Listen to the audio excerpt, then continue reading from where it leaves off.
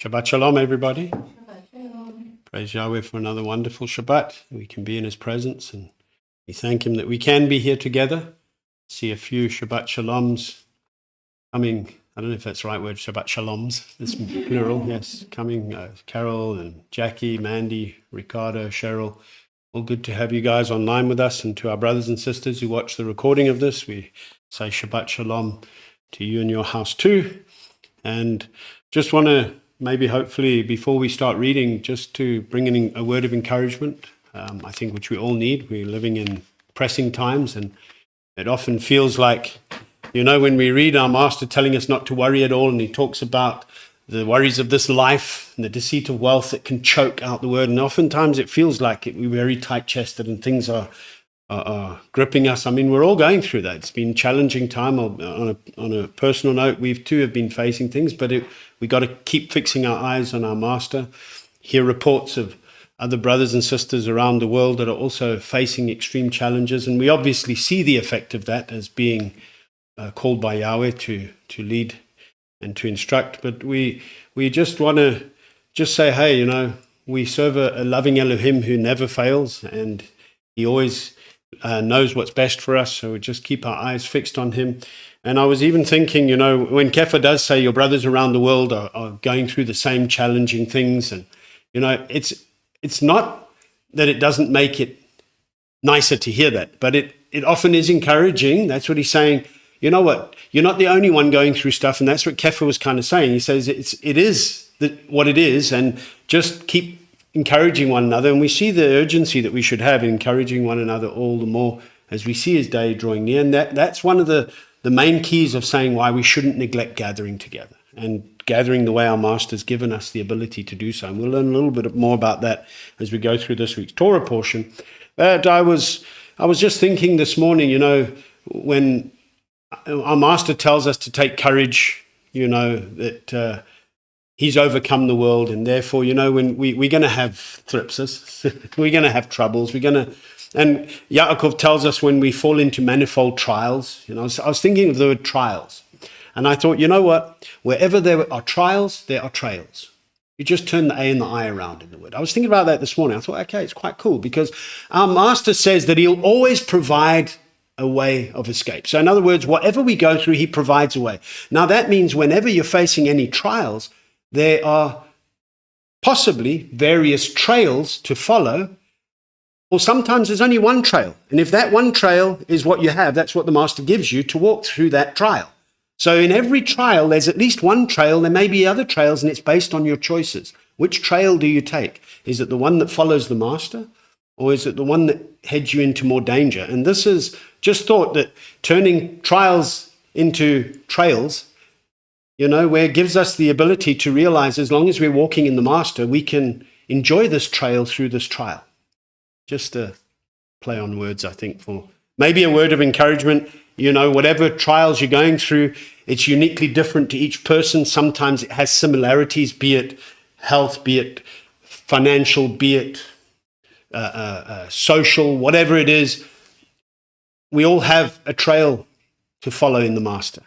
And so let's encourage one another and seek our master on making sure that we're following him so that we're on the right trail in our trial. Okay, so that's just a little bit of hopefully a word of encouragement before we start today. And we are continuing our journey in Devarim, looking at chapter 16, verse 18 through to 21, verse 9 today. And Jackie is ready there. She's going to read from 16, 18 through to the end of 17, and we'll get into some teaching. Jackie. Appoint judges and officers within all your gates, which Yahweh your Elohim is giving you, according to your tribes. And they shall judge the people with righteous right ruling. Do not distort right ruling. Do not show partiality, nor take a bribe, for a bribe blinds the eyes of the wise and twists the words of the righteous. Follow righteousness, righteousness alone, so that you live and inherit the land which Yahweh your Elohim is giving you. Do not plant for yourself any trees as an asherah near the slaughter place of Yahweh your Elohim that you make for yourself, and do not set up a pillar which Yahweh your Elohim hates. Do not slaughter to Yahweh your Elohim a bull or sheep which has any blemish, an evil matter. for that is an abomination to Yahweh your Elohim. When there is found in your midst, in any of your cities which Yahweh your Elohim is giving you, a man or a woman who does what is evil in the eyes of Yahweh your Elohim, in transgressing his covenant, and has gone and served other mighty ones, and bowed down to them, or to the sun, or to the moon, or to any of the hosts of the heavens, which I have not commanded, and it has been made known to you, and you have heard and have searched diligently, then see, if true, the matter is confirmed, that such an abomination has been done in Israel, then you shall bring out to your gates that man or woman who has done this evil matter, and you shall stone to death that man or woman with stones. At the mouth of 2 or 3 witnesses shall he that is to die be put to death. He is not put to death by the mouth of one witness. The hand of the witnesses shall be first against him to put him to death, and the hand of all the people last. So you shall purge the evil from your midst. When any matter arises which is too hard for you to judge, between blood and blood, between plea and plea, or between stroke and stroke, matters of strife within your gates, then you shall rise and go up to the place which Yahweh your Elohim chooses, and shall come to the priests, the Levites, and to the judge who is in those days, and shall inquire. And they shall declare to you the word of right ruling, and you shall do according to the word which they declare to you from that place which Yahweh chooses, and you shall guard to do according to all that they instruct you.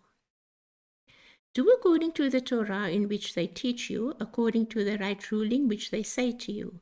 You do not turn to the right or to the left from the word which they declare to you. And the man who acts arrogantly, so as not to listen to the priest who stands to serve there before Yahweh your Elohim, or to the judge, that man shall die. So you shall purge the evil from Israel. And all the people shall hear and fear, and no longer do arrogantly. When you come to the land which Yahweh your Elohim is giving you, and shall possess it, and shall dwell in it, and you shall say, Let me set a sovereign over me like all the nations that are around me, you shall certainly set a sovereign over you, whom Yahweh your Elohim shall choose. Set a sovereign over you from among your brothers. You are not allowed to set a foreigner over you who is not your brother. Only he is not to increase horses for himself, nor cause the people to return to Mitzrayim, to increase horses for Yahweh has said to you, do not return that way again. And he is not to increase wives for himself, lest his heart turn away, nor is he to greatly increase silver and gold for himself. And it shall be when he sits on the throne of his reign, that he shall write for himself a copy of this Torah in a book, from the one before the priests, the Levites. And it shall be with him, and he shall read it all the days of his life, so that he learns to fear Yahweh his Elohim, and guard all the words of this Torah, and these laws to do them, so that his heart is not lifted up above his brothers, and so as not to turn aside from the command, right or left, so that he prolongs his days in his reign, he and his children in the midst of Israel.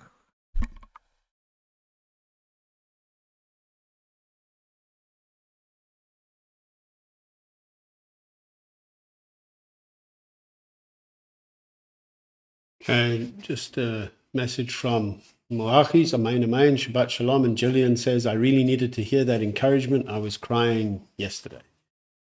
So may the tears be turned to tears of joy as we are reminded of who it is we're serving. And in this world, as he said, we will have pressure, but take courage. He's overcome the world, and in him we are more than overcomers. And I know they're words that we need to hear, but the more that we hear, the belief comes by hearing of the word. So we can strengthen our belief to keep standing armed in the truth. And this Torah portion is quite a powerful one this week in reminding us. And even when we go into Yeshayahu later with the call to be awake and aware, it really is a time in this dark end days, if you will, where we need to be alert, aware, and holding fast to our Master as we shine the light of his truth. And part of that ability to shine the light is as we go in this Torah portion is called Shophetim, which means right rulers. And it's the plural of the word shafat, or comes from the word shafat, which is to judge, govern, rule, or to execute judgment. And so what we see here very clearly in Scripture is that judges and officers is given a command here to appoint within all your gates. Now, the Hebrew word for officers is Shophetim, and it's the plural of the word shoter, which means official, a foreman or officer. So an active participle root in Semitic languages means, this word means to write. So what we would have is, these could be called the scribes, the ones who would make copies of the word of Yahweh. And so they would also be described as the magistrates or the overseers. So you've got judges and magistrates, scribes, that are making sure that Yahweh's word is being kept intact at the gates of the city. Now, we know that the gates, even in ancient times, we learn great lessons for us in what the gates of a city represent. The Hebrew word for gate, sha'ar, is a doorway, an entrance, a gate. And it actually comes from the verb, which means to split open, because you think a gate opens and you enter in. It makes sense. But it also has the idea of calculate or to estimate or to reckon or to think upon or reason out. And when we understand the meaning of this word, we begin to recognize how critical the gates of any city were in the ancient times, because it was in the gates of the city where the judges and the officers would sit. This is where they would rightly rule and bring proper governance to the city, those going in, those going out, And so the gates of the city where right ruling was proclaimed and carried out before all. This is where the courts were, if you will. The appointed judges in every city would sit in the gate and officiate proper right ruling according to the word of Elohim. And it would be consistently administered in every city where Yahweh's people were positioned within the allotments given to the different tribes. And so when we think of how the command is given to write the commands of Elohim on our doorposts, it also reminds us of our going in and going out. We must calculate, reckon, estimate, think upon the very things that we are to be guarding so that our way is prosperous and successful in our Master as we cling to him, submitting to him, the judge and ruler and sovereign of our lives.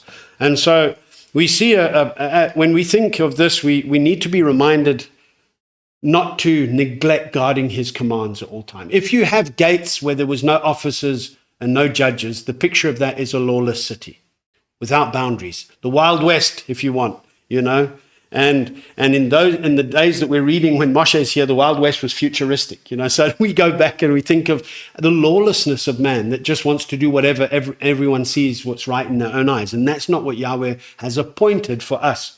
Now, in our Master, our Judge, Sovereign, and Savior, we understand that he's the one that's given us a clear commission of how we are to live in him. And we learn each week in the Torah how we are to be his bride, how we are to be a set-apart nation, a people for a possession. And the Hebrew word that's translated as appoint, it comes from the word nathan, which is to give, set, place, appoint. And it's from this word that we get the nethinim, the given ones, the appointed ones, if you will. So those who were to be appointed judges and officers were those who were actually shown credible in their ability to be capable in handling the truth without partiality. And this is very important. And therefore, they would need to be those who had already proven themselves. We know Shaul writes to Timotheus and Titus what the characteristics that are required for an overseer or a deacon, because there's certain responsibilities that need to be lived out by capable people. If you just put anybody in a position of authority, you're going to have chaos. And that one that doesn't know how to rightly manage or rightly handle the word of truth can be manipulated by others, And so we see here that those who had proven themselves to be trustworthy, reliable, exercising proper right ruling and discernment in judging matters correctly according to the Torah would be those that were fit to be put into positions appointed to administer the proper right ruling for the people. And so the Greek word that's used in the Tanakh, in the Greek translation of this text for appoint is kathistemi, which means to set in order, to appoint. And why I'm highlighting this is we see this word being used in the words of our Master in Matthew 24, when he's talking about the signs of the end time and how we are to be prepared. And when we see these things happening, lift our eyes, the day draws near, not lose heart, etc. But he says in verse 45 to verse 47 in Matthew chapter 24, who then is a trustworthy and wise servant whom his master set over his household to give them food in season. Blessed is that servant whom his master, having come, shall find so doing. Truly, I say to you that he shall set him over all his possessions. So twice in this passage, in the three verses that are there, we see the Greek word kathistemi being translated as set over or set him over. In terms of what our master was saying to his taught ones, is that the trustworthy servants that are trustworthy here and now will be set over his house in the reign that's coming. So when you are diligent now in guarding the commands, keeping his house, his body, which we are collectively, clean and intact according to his right rulings, that's when we have the assurance that we will be able to rule and reign with him as a bride that's made herself ready and guarded the charge. Those who are trustworthy in guarding the commands now is the ones that our master will set over all his possessions when he comes to set his authority clearly here on earth. And so in Acts, we're told that the number of believers, when they were increasing, some of them arose and they were grumbling because, against the Hellenists, or the believers, some of the believers were grumbling against the Hellenists, that they were the Greek-speaking Yehudim. That's because Hellenic is to make one Greek. And they were basically moaning now as we were coming to the truth, and they were saying the cares of the widows are being overlooked. In other words, you guys are carrying on, but what about the people that have needs? And in Acts 6, verse 2 to 4, it says, the 12, that was obviously the 12 taught ones of our master, summoned the group of the taught ones and said, it's not pleasing for us to leave the word of Elohim and serve tables. In other words, we're not able to go out and meet everyone's needs. We have a role to play. Therefore, brothers, seek out from among you 7 men who are known to be filled with the set-apart spirit and wisdom, whom we shall appoint for this duty, but we shall give ourselves to prayer and the serving of the word. So already we see, as the body was growing, the need for structure was clear, but they were saying, hold on, we can't just lose focus of the importance of the word. So look for people that are trustworthy and set them over the duties of taking care of the things that people are grumbling about, while we who are appointed for the word and the prayer are focused on that, because we must keep clarity in roles, And so the 12 Talmidim, or disciples or taught ones of the master, they said, seek out trustworthy men. And this is something that is a continual application that should be happening in a growing body, And the Greek word that's used for serving in Acts 6 is diakonia, which means mission, support, relief, ministry. And it comes from the word diakonos, which means a servant or a deacon or a waiter. So, you got somebody there that's shown the characteristics, like Shaul writes to Timotheus and to Titus about the overseer and the deacon. There's various positions and roles, and what kind of characteristics would meet up. Now, Stephanos was one of those guys that was appointed, at that time. Appointing reasonable leaders and deacons, if you will, or positions of responsibility is vital within the body of Messiah. It needs to be properly ruled and governed and managed without partiality, so that the danger of bribery and corruption won't set in, as we see being made very clear in this Torah portion. This portion, like all others, also points us wonderfully to the picture of who we are as a body in Yeshua Messiah, who has been appointed judge and ruler over us. Shaul writes to Timothy in his second letter in chapter 4, he says, in the sight of Elohim and the Master Yeshua Messiah, who shall judge the living and the dead at his appearing and his reign, I earnestly charge you. So he was not bringing charges or decrees or commands on his own. It's in the sight of the Master, who is the judge and appointed him oversight to be bringing forth the right ruling according to the proper right ruling of the judge that we serve. Judges and governors were the decision makers. They were the ones who would make the legal right rulings, and the officers were the ones who were in charge of recording these right rulings, keeping the records so the proper precedents were set.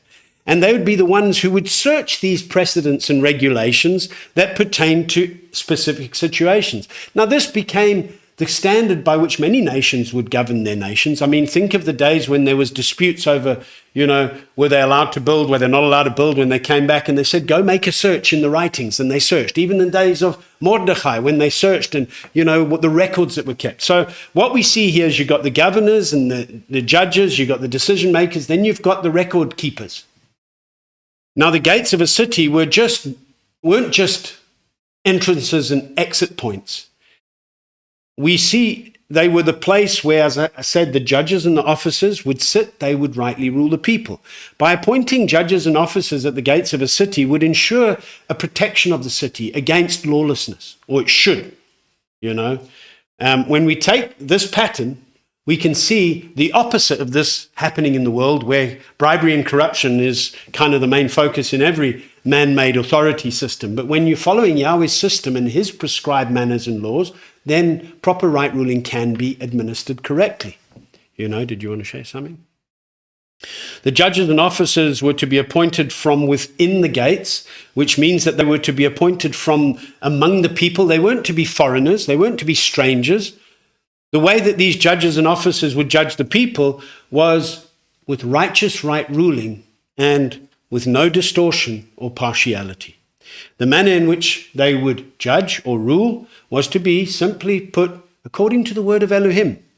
This is exactly how our master rules his kingdom, his body, which we are. This is how he will exactly rule when his throne is firmly established here on earth during his millennial reign, according to the written word. Therefore, there is no excuse for anyone not to know what the written right rulings are.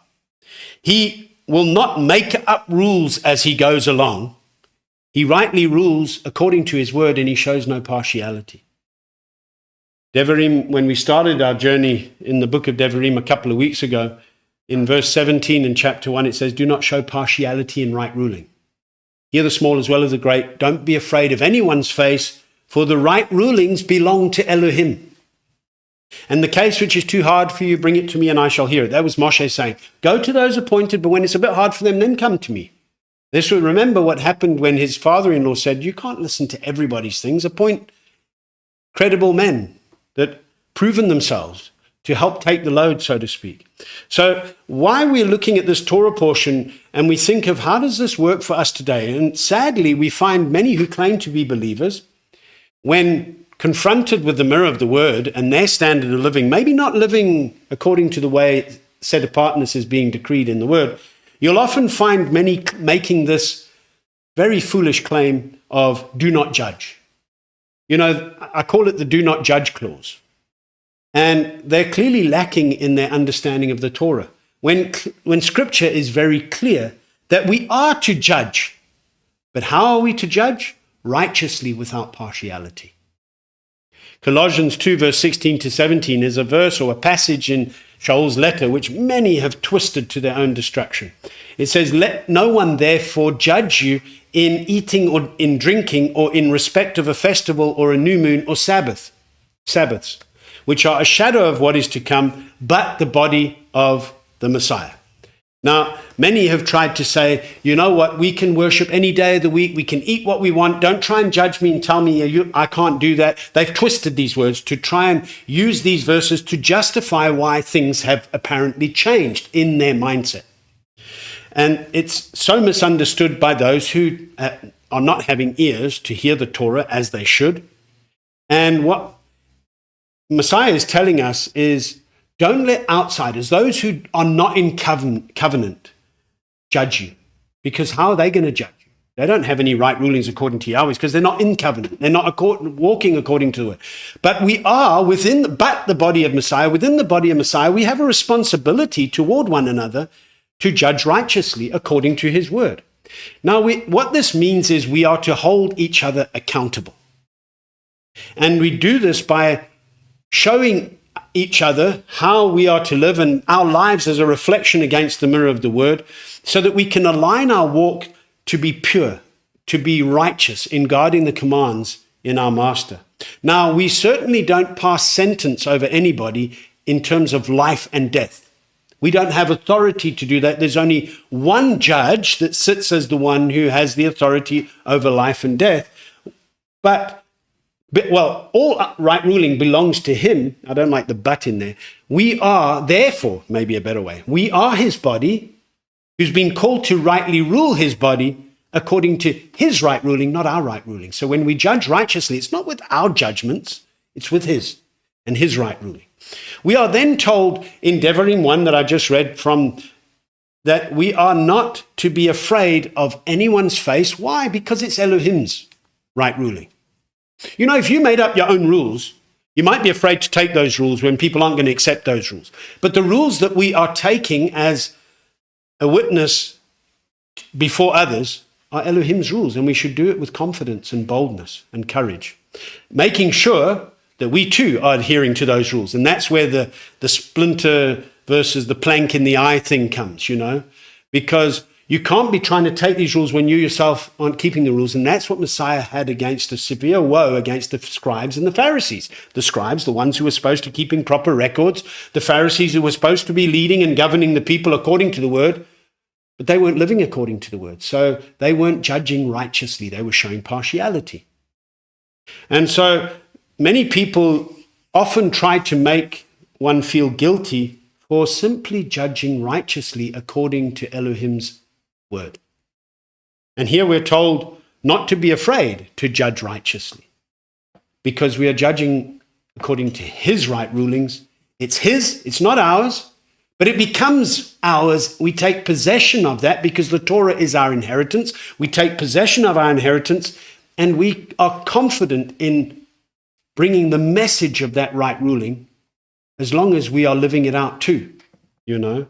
And this is something that obviously is needing to be restored within the body, so that when he comes, he finds a body that's operating according to his right rulings and his standards, not everyone doing their own thing kind of thing, you know. And when confronted, you know, a lot of people doing their own thing, when confronted with the truth, as a result of compromise, they use the feeble excuse that you have no right to judge, you know. I think whenever you hear somebody saying that, let it be a red flag that they're very immature, okay? And be patient with them, perhaps.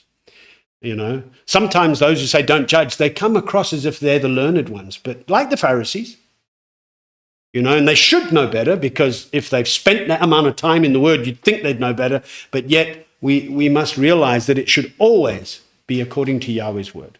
And it's time for the body on all levels to take responsibility and keep each other accountable to walking according to the truth. If we are afraid to do so, we will be dealt severely with by Yahweh. Now, we read a couple of months ago, and we go through that passage a couple of times in the year. Well, we talk about it a lot. Yirmiyahu's commissioned by our master as a youth, and he was very clearly told by our master to gird up his loins and speak to him everything that he commands him, and don't break down before their faces lest I break you. That is a severe charge being given, and it's one that's given to each and every one of us as an ambassador of Messiah. That doesn't mean that we all assume authority of appointed leaders within the body, but we all have a responsibility to be upholding the righteous right rulings. And so when we think of this taking a stand firmly, we get this idea and this picture of being dressed correctly in righteousness, because it's what we wear is what we should be doing. It should reflect what's inside and what we see outside, not like Pharisees who clean the outside only. But it also is about the picture of the armor of the Torah, the armor of light, the armor of Elohim that Shaul describes for us. And we think about the girdle of truth that holds everything together.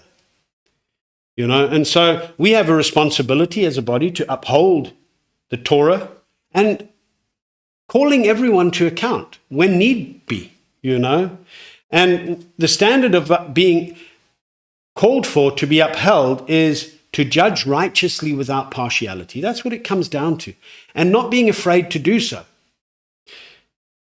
Too many people today are neglecting to obey the word. They're neglecting to gather on the Sabbath, which we're commanded to do, and the feasts in Vayikra 23. And when confronted about their lack of obedience to gathering as commanded, they often put up a wall of defense, and then they'll say, don't judge me. You don't understand what I'm going through. And it's time for us as a body together to begin to judge righteously. It's actually a responsibility. that's been given to us. But we have to know what that means to judge righteously.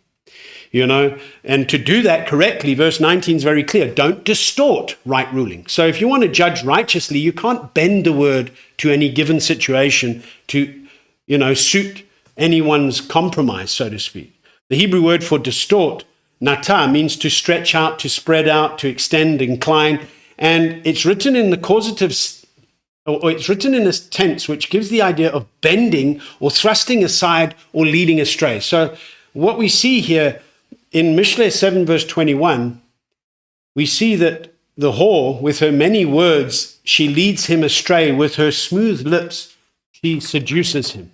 So what's being warned in this parable that Shlomo gives is that beware of the lawless whore who is bending away, so to speak. In other words, when you bend the truth, it's no longer truth. That's the simple part of it. Some people say, we just bend it a little bit. Why? Because the world's been accustomed to that mindset. It doesn't make it right. That's not judging righteously.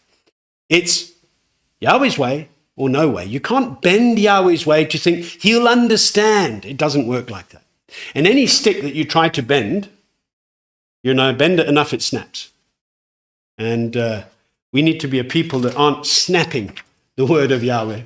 We are to be upholding it so that it can lead us and guide us. Right ruling is the Hebrew word mishpat, obviously coming from shafat, which we're looking at here, but it's judgments, regulations, because the right rulings are the things that govern us as a body on how to live righteously together and in harmony so that there can be unity, there can be shalom. And there's only one who gives us the right ruling to live by. In Yeshayahu 33 verse 22, it says, Yahweh is our judge, Yahweh is our lawgiver, Yahweh is our sovereign, he saves us. So everything that we do must always be according to Yahweh's word. And to distort proper right ruling is simply to distort the word of Elohim for one's own gain. And we're clearly warned against that. So the way that we judge righteously is we don't bend the word, we don't twist the word, we don't distort it in any way. And also, we don't show partiality, because judge without partiality. Now, the Hebrew phrase, do not show partiality, is written in Hebrew as lo takir panim. And lo is a negative aspect of no, never, neither, Nachar, which takir comes from, is to regard or recognize or acknowledge or discern, and panim is face or faces. So what's actually being taught to us here is showing partiality is actually having regard for people's faces. That's the Hebraic understanding behind it. And so therefore it means to give or make a decision or to give a ruling on the basis of what a person looks like. And that's what we are told not to do.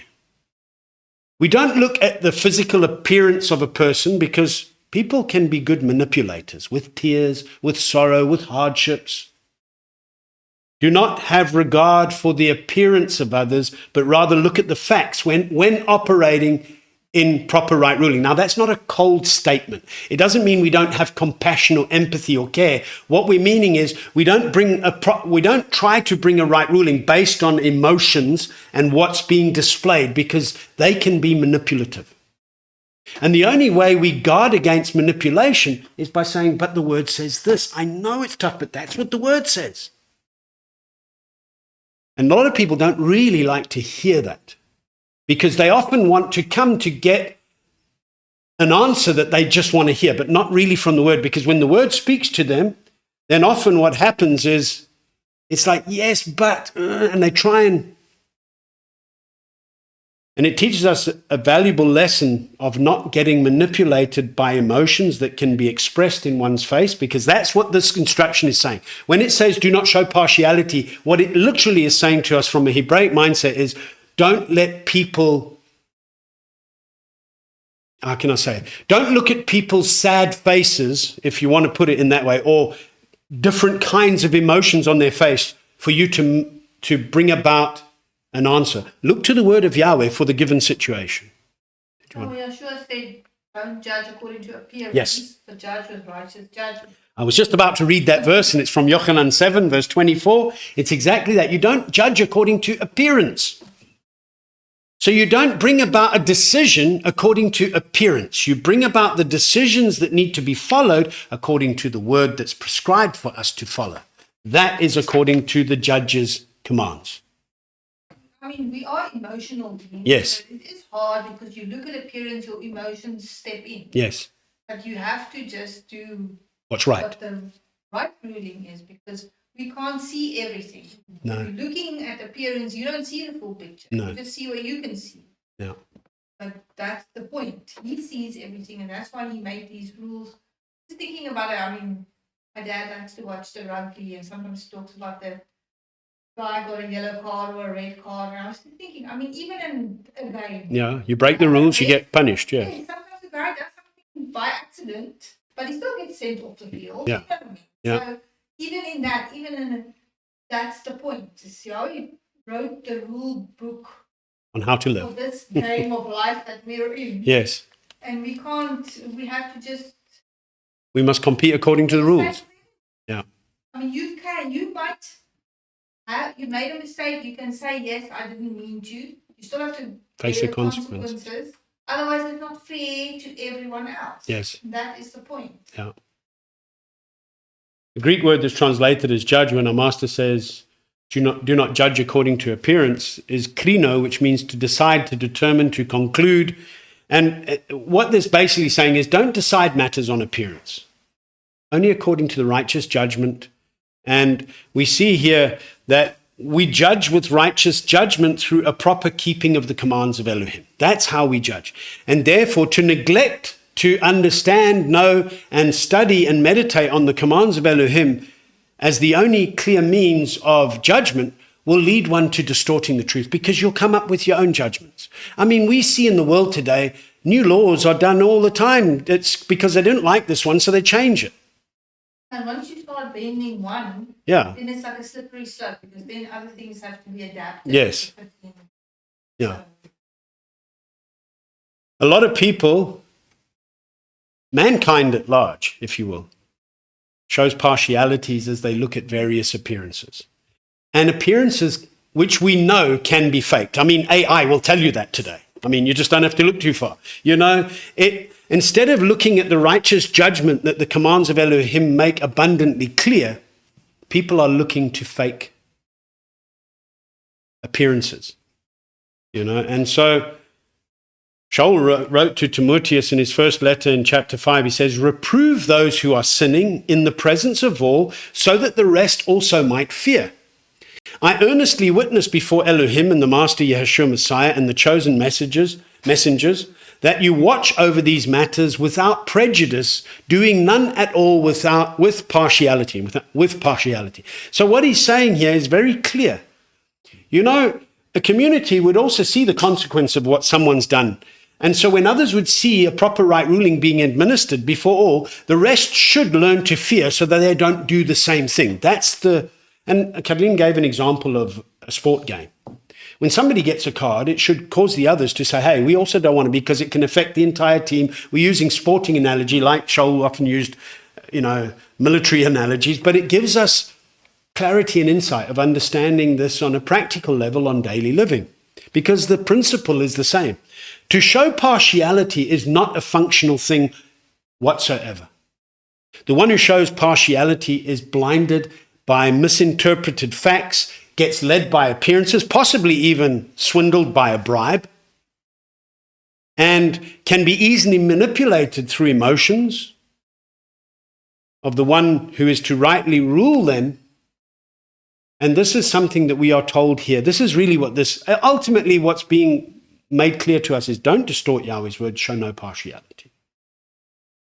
I'll give a few verses that make clear in the renewed writings. Romans 2 verse 1 says there's no partiality with Elohim. Acts 10, Masay 10 verse 34 to 35, opening his mouth, Kepha said, I see that Elohim shows no partiality, but in every nation he who fears him and works righteousness is accepted by him. In other words, when you show partiality, you're not accepted by Elohim, because he doesn't show partiality. He's got one standard for all. Ephesians 6 verse 9 says, masters, do the same to them, refraining from threatening, knowing that your own master also is in the heavens, and there's no partiality with him. So in other words, what Shaul was saying is, you don't start treating your servants differently. You know, we are to recognize in Scripture that Yahweh is quite clear that partiality or showing partiality is not how his body is governed. Colossians 3 verse 25 says, he who does wrong shall be repaid for the wrong which he has done, and there's no partiality. In other words, you can't think you're going to get away with breaking rules. 1 Peter 1 verse 17 says, if you call on the Father who without partiality judges according to each one's work, pass the time of your sojourning in fear. In other words, walk in the proper fear of Elohim. When one distorts right ruling, when one shows partiality, then right ruling is no longer right ruling, it's wrong ruling. And it just leaves holes in people's ability to be protected and provided for. The third thing of making sure that we are judging righteously, according to the word of Elohim, is to not take a bribe. Now, a bribe is the noun, comes from the noun, or is the noun shochad, which means a present, a bribe, corrupt, or reward, coming from the verb which means to present a bribe or offer a bribe. We are told in Shemot 23 verse 8, do not take a bribe, for a bribe blinds the seeing one and twists the words of the righteous. So this is part of, everything's connected. Partiality, distortion, bribery, it's all connected. It's all works of the enemy. Devarim 10 says, Yahweh your Elohim is Elohim of mighty ones and master of masters, the great El, mighty and awesome, who shows no partiality nor takes a bribe. Cursed is he who takes a bribe to slay an innocent being, and all the people shall say Amen. We're going to get to the blessings and curses in a couple of weeks. So what we take note of here, we see while Israel were clearly told this is the standard of how you are to be a set-apart bride of Yahweh, we see Israel didn't follow this. They corrupted themselves. They took bribes. In fact, Shemuel's sons, you can read about that in Shemuel Aleph. I mean, Shemuel, one of the greatest prophets that Yahweh rose to call people back and govern the people. I mean, his sons, we are told in 1 Samuel or Shemuel Aleph, his sons didn't walk in his ways and turned aside after own gain and took bribes and twisted right ruling. You know, this is a serious thing, and this is important where we can't rely on somebody else's obedience. We must be obedient ourselves. Yeshayahu 33 verse 15 to 16 says, he who walks righteously and speaks what is straight, he who rejects the gain of oppressions, who keeps his hands from accepting bribes, who stops his ears from hearing of bloodshed, and shuts his eyes from seeing evil, he shall inhabit the heights. Strongholds of rocks be his refuge. His bread shall be given him, his water shall be steadfast. In other words, stay in the master. Don't be concerned about, listening to the latest thing. Or, we can apply these words to us today. We should shut our eyes from seeing evil. We should shut our ears from the hearing of bloodshed. What that means is we shouldn't be concerned with all the rubbish that's going on. We should be focused on guarding Yahweh's word in our lives and in each other's lives so that we have a place of refuge in the rock of our deliverance. And we have his sustenance and provision with great joy and clarity and trust.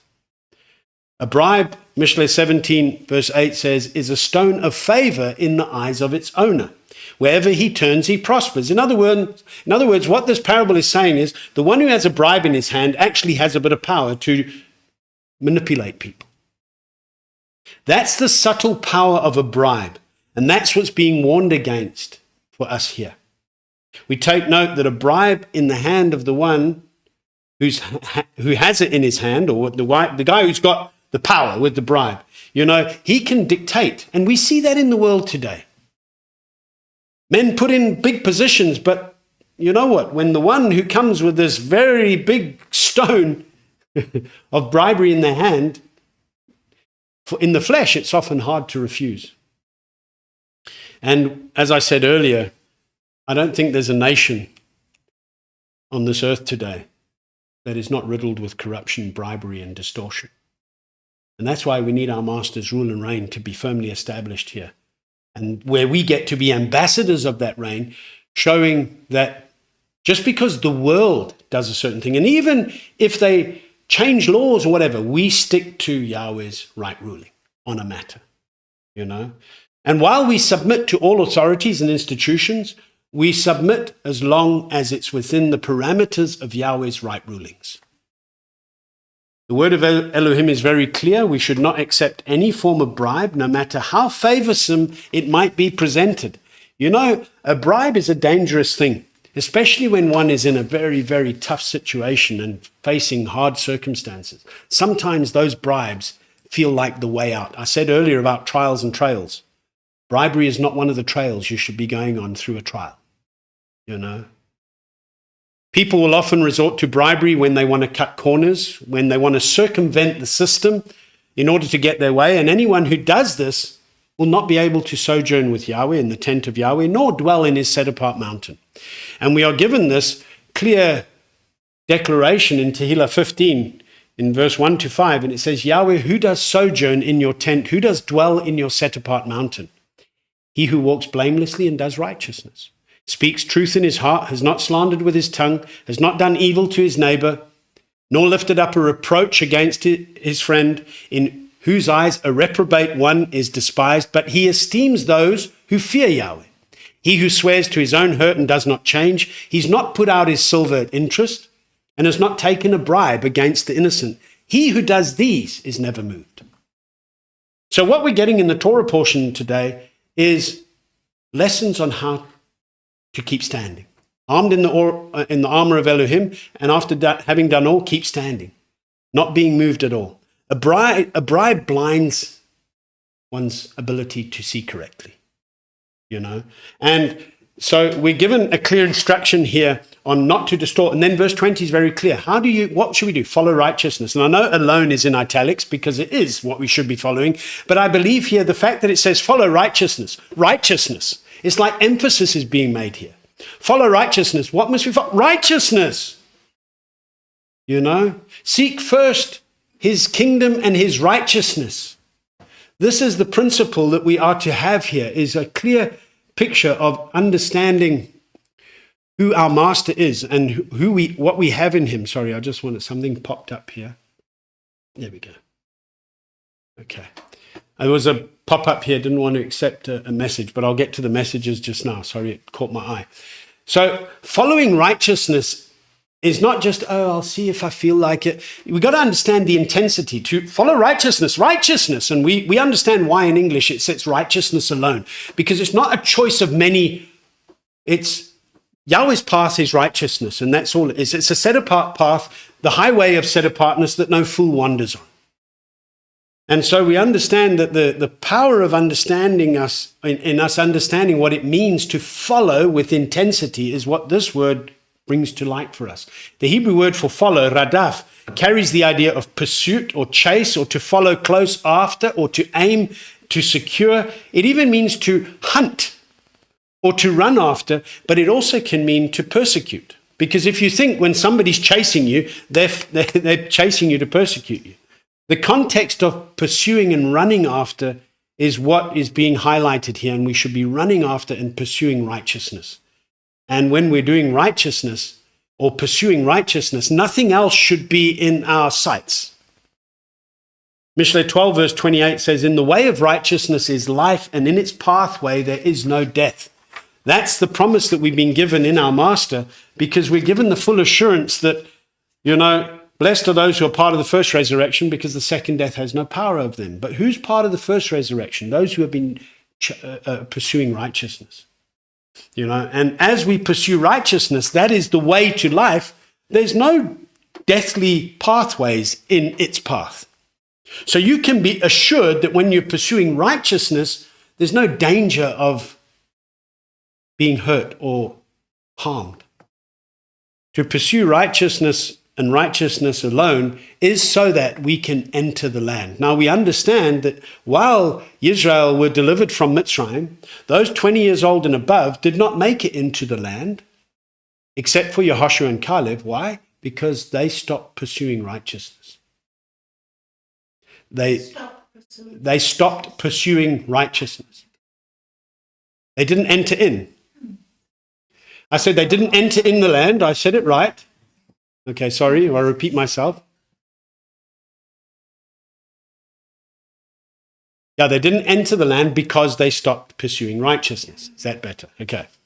I mean, and we understand when one isn't pursuing righteousness, then you're not being obedient. That's what it comes down to.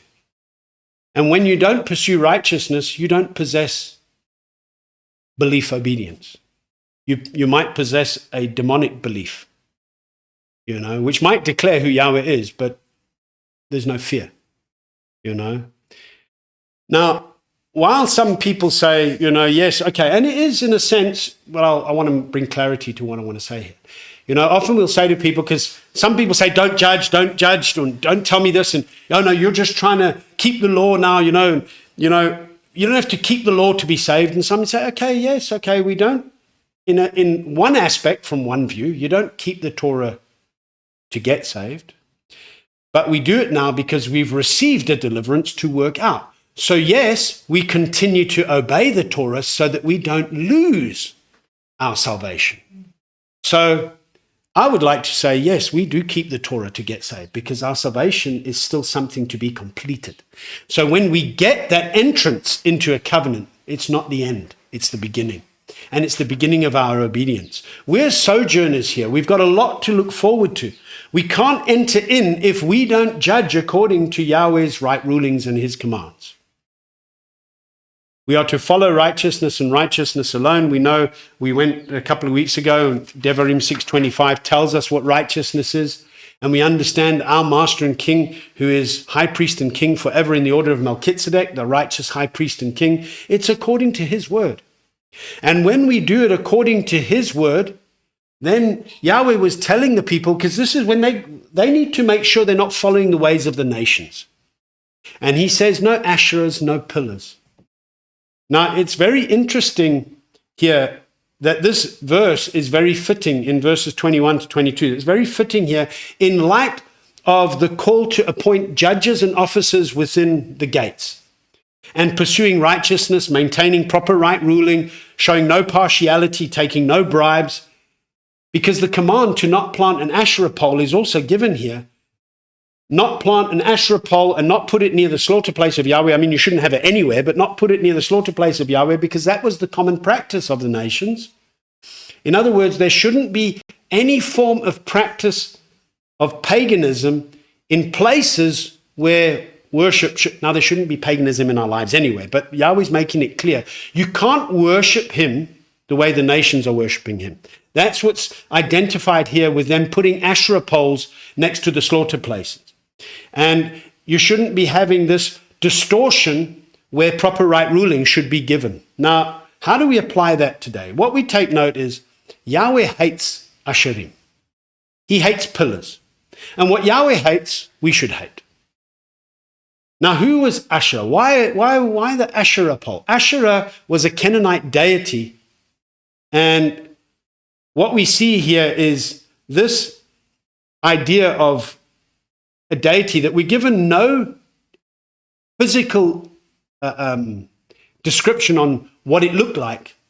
And it represented a carved image that was a wooden carved image that was planted in the ground that would typically be next to a slaughter place where corrupt worship and offerings to Baal would be made. So you have this idea in the corrupt mindset of wrong worship and pagan worship of Baal and Asherah coming together in order to bring fertility. And so no physical descriptions given to us in Scripture except an upright pole or a carved image of Asherah. We don't know what it looked like, but in terms of how we apply that even today in Scripture and what we're being warned against, we see steeples and pillars that are set up in places that claim to be worshiping Yahweh. And they're going against this proper right ruling because they're doing what the nations are doing, and it's not how we worship Yahweh. What we see happening in most homes in the world today, around a time of year that we've just come through, is people putting Asherah poles next to their fireplaces in their homes, call it a Christmas tree. That's a modern application of an Asherah pole that people are putting, typically, traditionally, from a worldly perspective, not Yahweh's ways, it was put next to the fireplace because it represents the Baal Asherah worship of fertility. And Yirmiyahu warned us against this, what the nations do, and not to do that. It says in Yirmiyahu 10, the prescribed customs of these peoples are worthless. It's got no value in it. Why? Because they go cut a tree from the forest. They work it with the hands of a craftsman with a cutting tool. In other words, they spend time and effort on it. They adorn it with silver and gold. They fasten it with nails and hammers so it won't fall over. It doesn't topple. It's like a rounded post, but it does not speak. They have to be carried because they can't walk. So it's again the corruption that he's warning against. Don't be afraid of them because they don't do any evil, nor is it in them to do any good. In other words, why have this worthless practice in one's life when it's a thing that Yahweh hates? And while Israel were warned against this, they carried on doing it. Pillars, similar to Asherah, it's an upright pole. The Hebrew word for pillar, matzeva, means a pillar or an obelisk or a stump. And it comes from a word which means to take one's stand or to be erected. And Yahweh was clear to Israel. When they go into the land, they must break down the Asherah poles. They must smash, destroy all the pillars. Because Yahweh hates these things. And as I said, when Yahweh says he hates corrupt worship, this is a right ruling that many aren't listening to today. Because, oh no, but he understands. Oh no, but we're doing it for the kids. Oh no, but this. No. Then clearly, people that are trying to distort right ruling of Yahweh clearly don't love Yahweh and don't hate what he hates. In chapter 17, we carry on with this no blemished worship. It's very clear. You can't bring to Yahweh something that is blemished. Do not give what is not your best. Now, the Hebrew word for blemish is mum. It means blemish, stain, spot, defect. And the Greek word that's used for blemish is momos, coming from mum in the Greek. And it means a disgrace, an insult, or a disgrace to society, it can even mean, or a blemish or blame. And it's only used once in the renewed writings in speaking of, in terms of the concrete sense of describing false teachers who by reason of their own moral standards, not Yahweh's code of living, set-apart living, are felt to be defacing blemishes. That's what Kepha writes. As they reveal their own deceptions while feasting with the set-apart ones. That's quite a scary thing, It's in 2 Peter 2, revel. 2 Peter 2, it says, these like natural, unreasoning beasts, having been born to be caught and destroyed, blaspheme that which they do not know, shall be destroyed in their destruction, being about to receive the wages of unrighteousness, deeming indulgence in the day of pleasure, spots and blemishes, reveling in their own deceptions while they feast with you. In other words, people are really enjoying their blemished worship. And then they claim to be worshipping in spirit and truth. Blemished worship is not worship to Yahweh at all. And that's what's being warned against here. Yahweh said, in Malachi chapter 1, in verse 13 to 14, it said, you said, oh, what weariness, and you sneered at it, said Yahweh of hosts. You brought in plunder, the lame, the sick, thus you brought in the offering. Should I accept that from your hand, said Yahweh? But cursed be the deceiver who has a male in his flock, makes a vow, but is slaughtering to Yahweh what is blemished. For I am a great sovereign, said Yahweh of hosts, and my name is feared among nations. Now, a couple of verses before that, in verse 8, it says, and when you present the blind as a slaughtering, is it not evil? And when you present the lame and sick, is it not evil? Bring it to your governor. Would he be pleased with you? Would he accept you favorably, said Yahweh of hosts? In other words, you know what? What some people bring before Yahweh in their lives, daily lives, and their obedience, apparent obedience to Yahweh, is not the kind of stuff they would do to their employers or those that have physical rule over them in the world in whatever manner, whether it's customer, employer, whatever it is. And what I'm saying here is that so many people today aren't bringing their best in their worship and drawing near to Yahweh.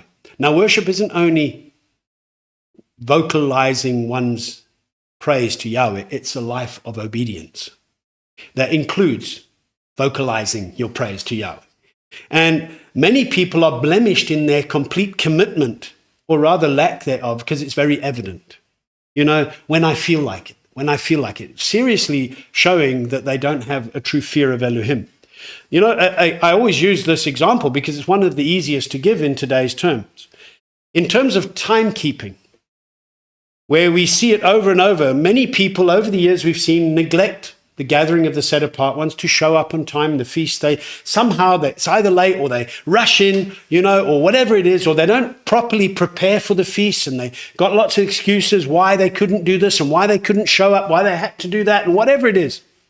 But have those same excuses at their workplace, they would have been fired 10 times already. What Yahweh's saying to us today, very clear and very loud, is that you know what? He says through his word that we must give him our all. And the way we give him our all is also we serve our employers the way we would serve Yahweh, because we're always working unto Yahweh.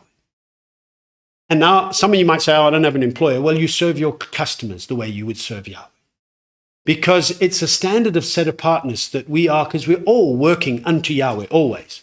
And whenever we're cutting corners with Yahweh, you know what? People are afraid to cut corners in the world with people in a sense of what I have to present. But when it comes to Yahweh, they're sloppy. They, don't take care of how they should be listening, how they should be presenting themselves. And part of this Torah portion is reminding us today, don't bring to Yahweh a half-hearted approach, In Mishle 15, verse 8, it says, the slaughtering of the wrong ones is an abomination to Yahweh, but the prayer of the straight is his delight. When you don't give your all, when you only give 90%, it's wrong. And then it's abomination to Yahweh. The way of the wrong, Mishle 15, verse 9, says is an abomination to Yahweh, but he loves him who pursues righteousness. So we're tying in here with the Torah. If you're not pursuing righteousness, then your action or your actions may show blemish in a presentation of worshiping the Master in spirit and truth.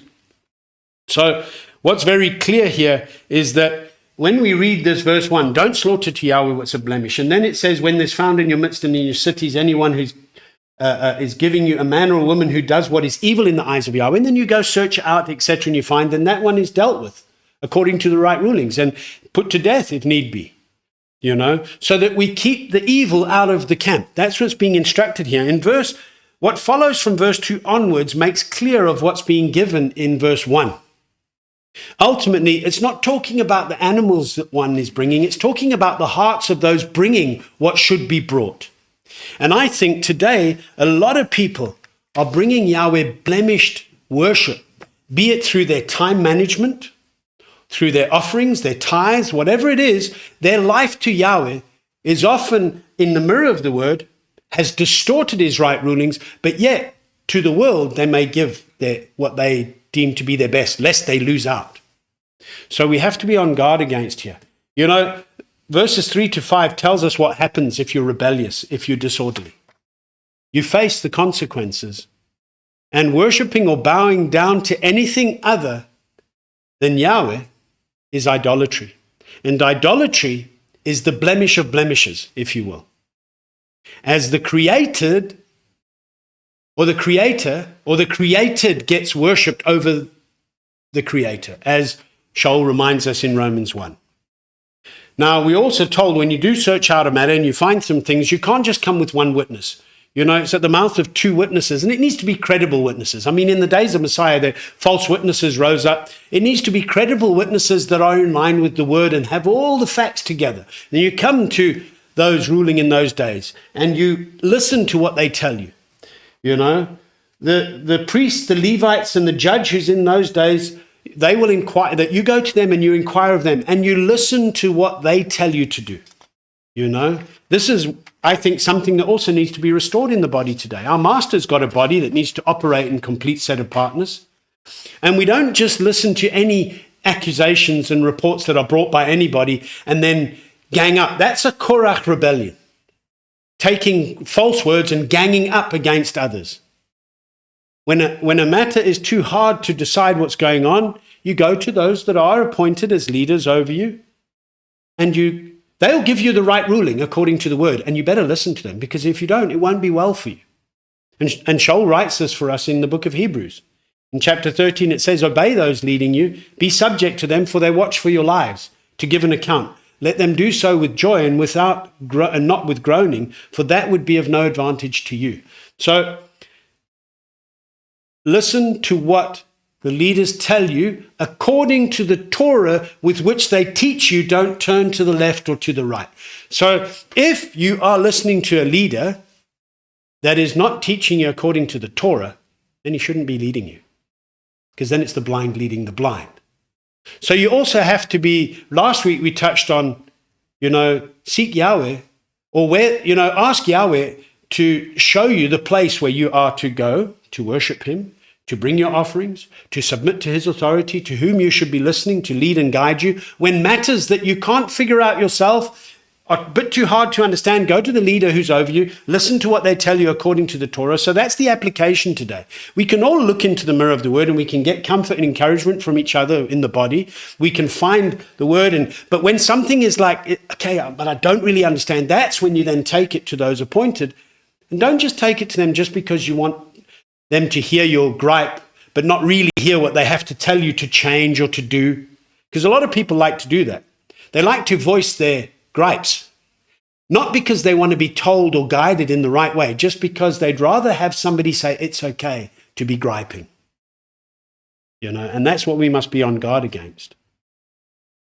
Resisting the ruling according to the word given by those that are appointed to lead you is no advantage to you, And I think, sadly, in the world today, it's the time of judges. It's interesting because the book of Judges, we're looking about here, Shophetim, right rulers, and walking according to the righteous judgments of Yahweh. But during the time of the judges, it's a picture of how Yahweh rose up judges for a clear reason of calling people back to the truth, because everyone was doing right in their own eyes. So there was a need for judges to rise up and save them. So what it highlights here, until a sovereign was appointed, which was the wrong sovereign, then Yahweh, which he tells them in this chapter, when you appoint a sovereign, he told them already, because you're not going to want to listen to those that Yahweh's appointed, you're going to want to appoint your own sovereign. So when you've got a sovereign, then there's standards by which this sovereign must govern the nation. And you must listen very carefully of how he is to govern. And the rules for the appointed king were very clear. It was one from among the brothers, not a foreigner. The king was not to increase horses for himself, nor cause people to go back to Mitzrayim to increase horses. Now, this language of increasing horses and going to Mitzrayim is symbolic on relying on the arm of the flesh, instead of looking to the true set-apart one of Israel.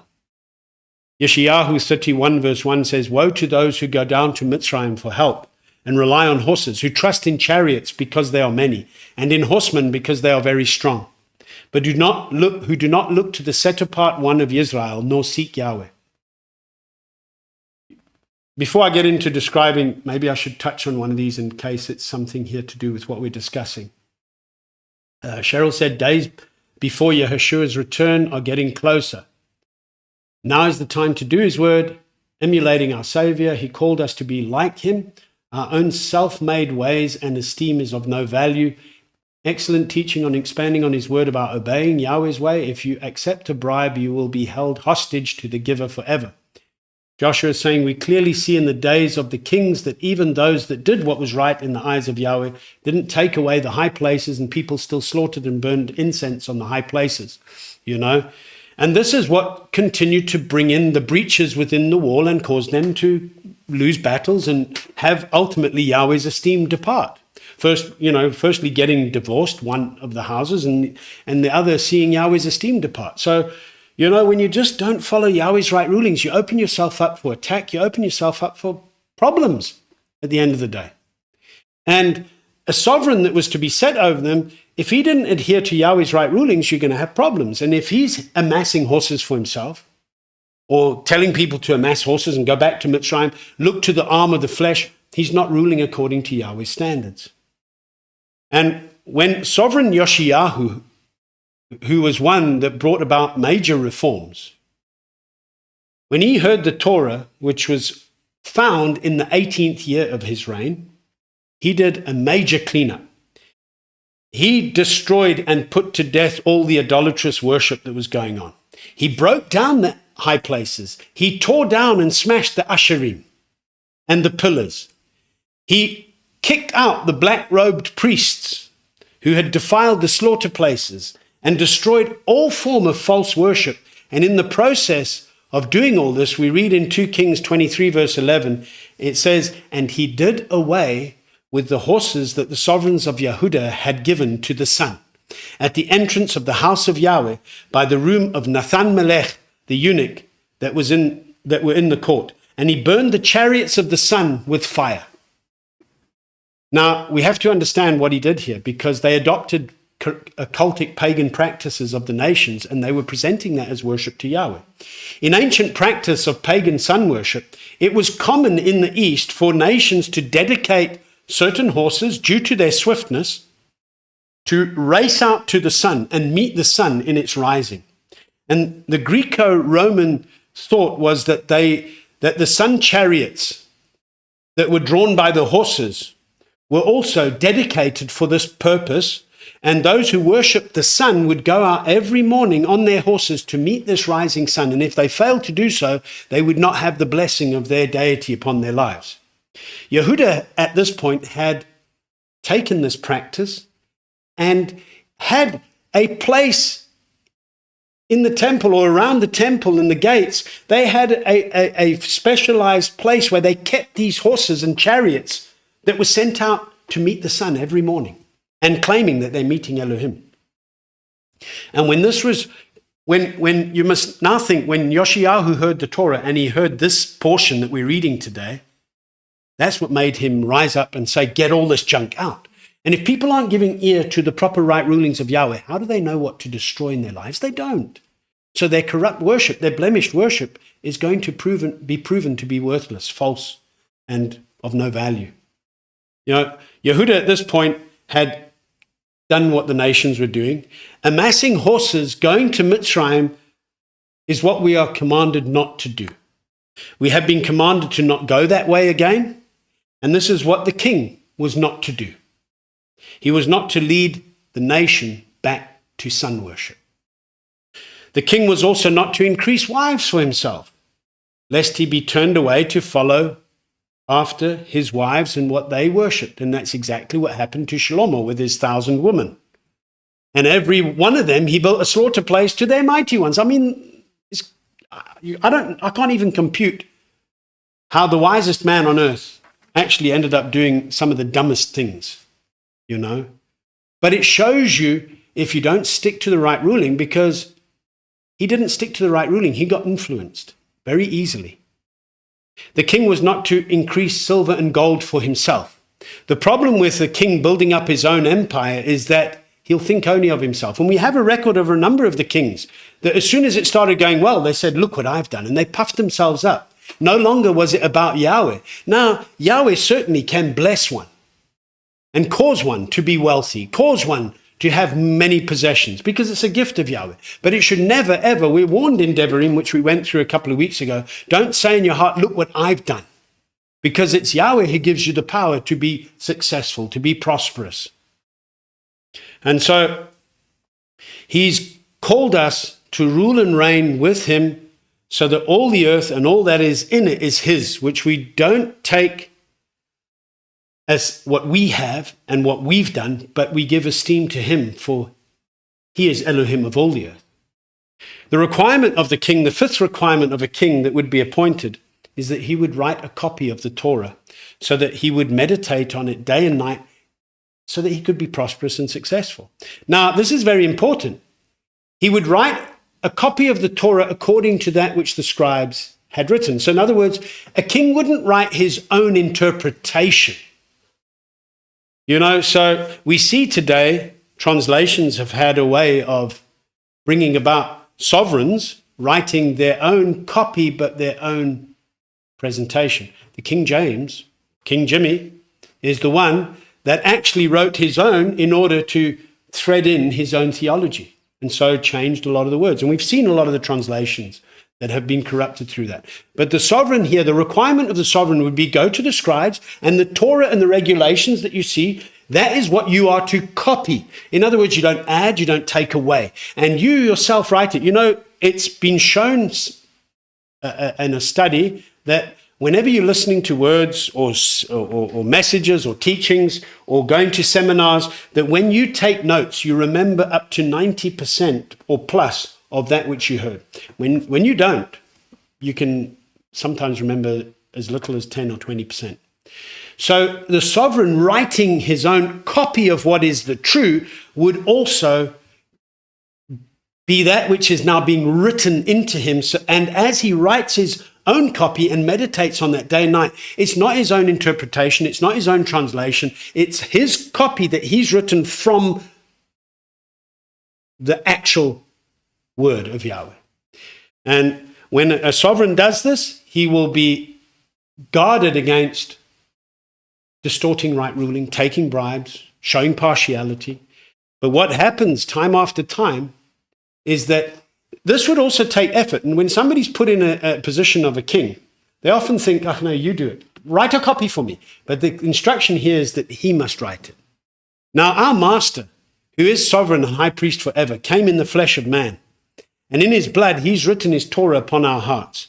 And he came to fully meet the requirements of all that is to show us a way of not distorting right ruling, following only that which is prescribed. When he says, I've only come to do that which the Father has commanded me, he was expressing a clear witness as a living letter that he is according to the word and nothing other.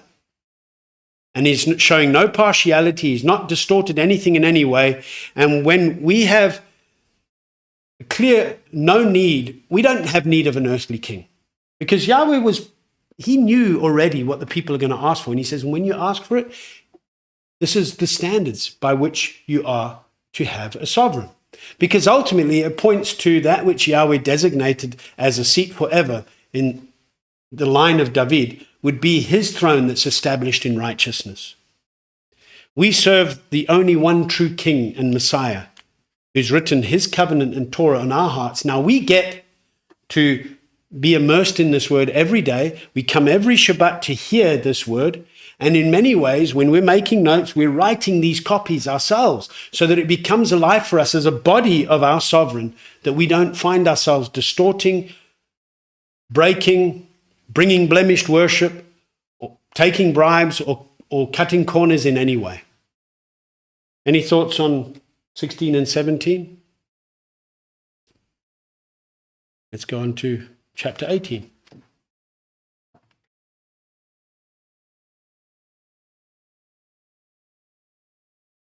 The priests, the Levites, all the tribe of Levi, have no part nor inheritance with Israel. They are to eat the offerings of Yahweh made by fire and his inheritance. But among his brothers, Levi has no inheritance. Yahweh is his inheritance, as he has spoken to him. And this is the priest's right from the people, from those who slaughter a slaughtering, whether it is bull or sheep. They shall give to the priest the shoulder and the 2 cheeks and the stomach, the first fruits of your grain and your new wine and your oil, and the first of the fleece of your sheep you give to him. For Yahweh your Elohim has chosen him out of all your tribes to stand to serve in the name of Yahweh, him and his sons forever. And when the Levite comes from one of your gates, from where he has sojourned among all Israel, and shall come with all the desire of his being to the place which Yahweh chooses, then he shall serve in the name of Yahweh his Elohim, like all his brothers the Levites, who are standing there before Yahweh. They are to have portion for portion to eat, besides what comes from the sale of his inheritance. When you come into the land which Yahweh your Elohim is giving you, do not learn to do according to the abominations of those nations. Let no one be found among you who makes his son or his daughter pass through the fire, or one who practices divination, or a user of magic, or one who interprets omens, or a sorcerer, or one who conjures spells, or a medium, or a spiritist, or one who calls up the dead. For whoever does these is an abomination to Yahweh, and because of these abominations Yahweh your Elohim drives them out from before you. Be perfect before Yahweh your Elohim, for these nations whom you are possessing do listen to those using magic and to diviners. But as for you, Yahweh your Elohim has not appointed such for you. Yahweh your Elohim shall raise up for you a prophet like me from your midst, from your brothers. Listen to him, according to all you asked of Yahweh your Elohim in Horeb in the day of the assembly, saying, Let me not hear again the voice of Yahweh my Elohim, nor let me see this great fire any more, lest I die. And Yahweh said to me, What they have spoken is good. I shall raise up for them a prophet like you out of the midst of their brothers. And I shall put my words in his mouth, and he shall speak to them all that I command him. And it shall be, the man who does not listen to my words which he speaks in my name, I require it of him. But the prophet who presumes to speak a word in my name, which I have not commanded him to speak, or who speaks in the name of other mighty ones, even that prophet shall die. And when you say in your heart, How do we know the word which Yahweh has not spoken? When the prophet speaks in the name of Yahweh, and the word is not, or comes not, that is the word which Yahweh has not spoken. The prophet has spoken it presumptuously. Do not be afraid of him.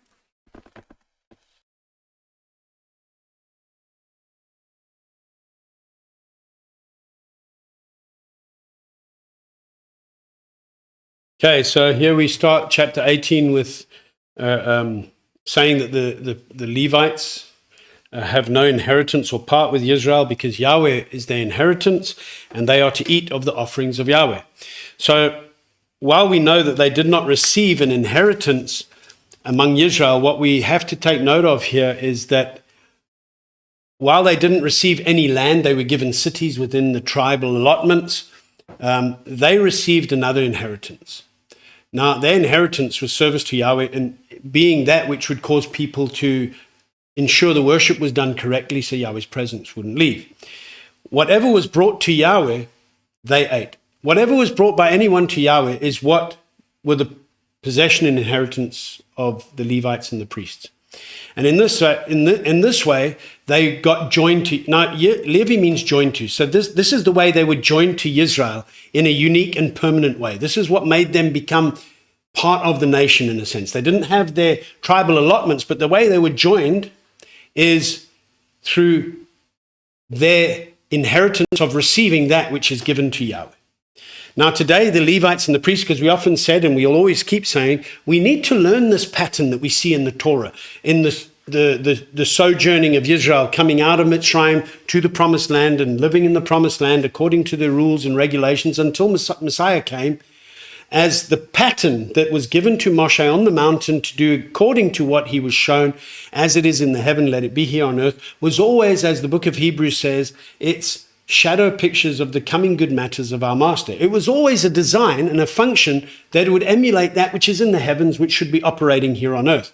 So the appointment of the Levites as the tribe that Yahweh would now use to get priests from as that which would be causing him, in a sense, to be joined with the rest of the nation as sovereign, is a pattern that we follow in the body of Messiah. We are all his body. We're joined to him, knit together by his spirit and unity that we have. But within that body, as we see each body part has its function, our master's appointed some in that body, as Shaul says in Ephesians 4, to equip the body to maturity. As he says in Hebrews, obey those leading you, listen to what they tell you according to. He was teaching this Torah portion in many ways. So the Levites and the priests for us today, we don't say, oh, it's old, we don't have it anymore. We have to learn the pattern because the pattern still helps us understand the design of living in the body of Messiah now, because he didn't come to do a different standard. He didn't come to do away with his word. He came to fully meet the requirements and present how we live this out in him, no longer with the service of the blood of bulls and goats that were shadow picture of the coming good matters in him. So the Levites and priests today, to put it plainly, are those our master has appointed to equip the body. And so they are the ones who teach the difference between the set apart and the profane, between the clean and the unclean, who teach the necessity to guard the Sabbaths, the feasts, the commands, to not show partiality, to not distort right ruling. In one sense, we can see that we've all been chosen in him as a beloved bride to serve him, and therefore our inheritance collectively as a body is in him, and he chose his people as his inheritance. And therefore we recognize that in him we're joined together as one, but within that wheel, within a wheel, we understand there's still form and function that must operate according to the pattern of obedience. And while we see the responsibility of serving as a set-apart nation, a treasured possession, and within that treasured possession there is a priesthood that operates still, although we are collectively in Messiah, priest forever, a priesthood, there's still form and function that operates, learning from the design of the earthly tabernacle on how we serve the perfect tent in the heavens, the dwelling place of Yahweh, which we are. And so he's given that to mature the body so that we are able to stand and not lack anything. And when we see that the priests write from the people in verse 3, we can learn a great deal on looking at these three aspects: the shoulder, the cheeks, and the tongue. No, sorry, the tongue. Where am I here? The shoulder, the two cheeks, and the stomach, not the tongue, going a little bit lower, the stomach. I just want to touch on these because it teaches us valuable lessons on how we are also to be on guard of how we operate as a body of Messiah. Now, the Hebrew word shoulder is zeroah, which means arm, shoulder, and it also means power or strength. And it comes from the word zara, which means to sow or to scatter seed or to give birth. We know that obviously with your arm, you use your arm and you throw out the seed. So you use, it's the function of an arm. And this was the right of the priest. And it pictures for us the idea of getting the job done. Because your arm is a symbol of what one does, the work. And so the arm or the shoulder is also symbolic of power and strength that does the work. It was the arm, the zeroah of Yahweh, that Israel were delivered. It was by his arm, his outstretched arm, that Israel were delivered. And it's his arm that works for us a deliverance in Messiah. We also see that this shows us our responsibility to be strong, to be of good courage, and to be active in working the field, sowing the good news.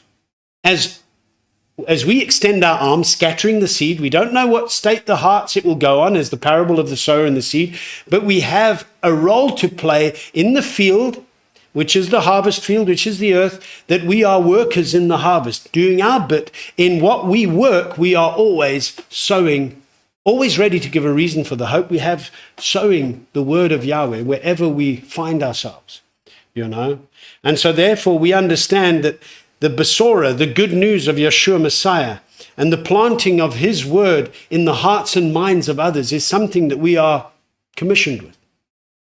And how we do that is we get equipped by those that are appointed to equip you to go out and sow the seed in the world, so to speak. And the inheritance of those who are joined to Yahweh and his service is strength and deliverance. So we see a very powerful aspect of the arm or the shoulder.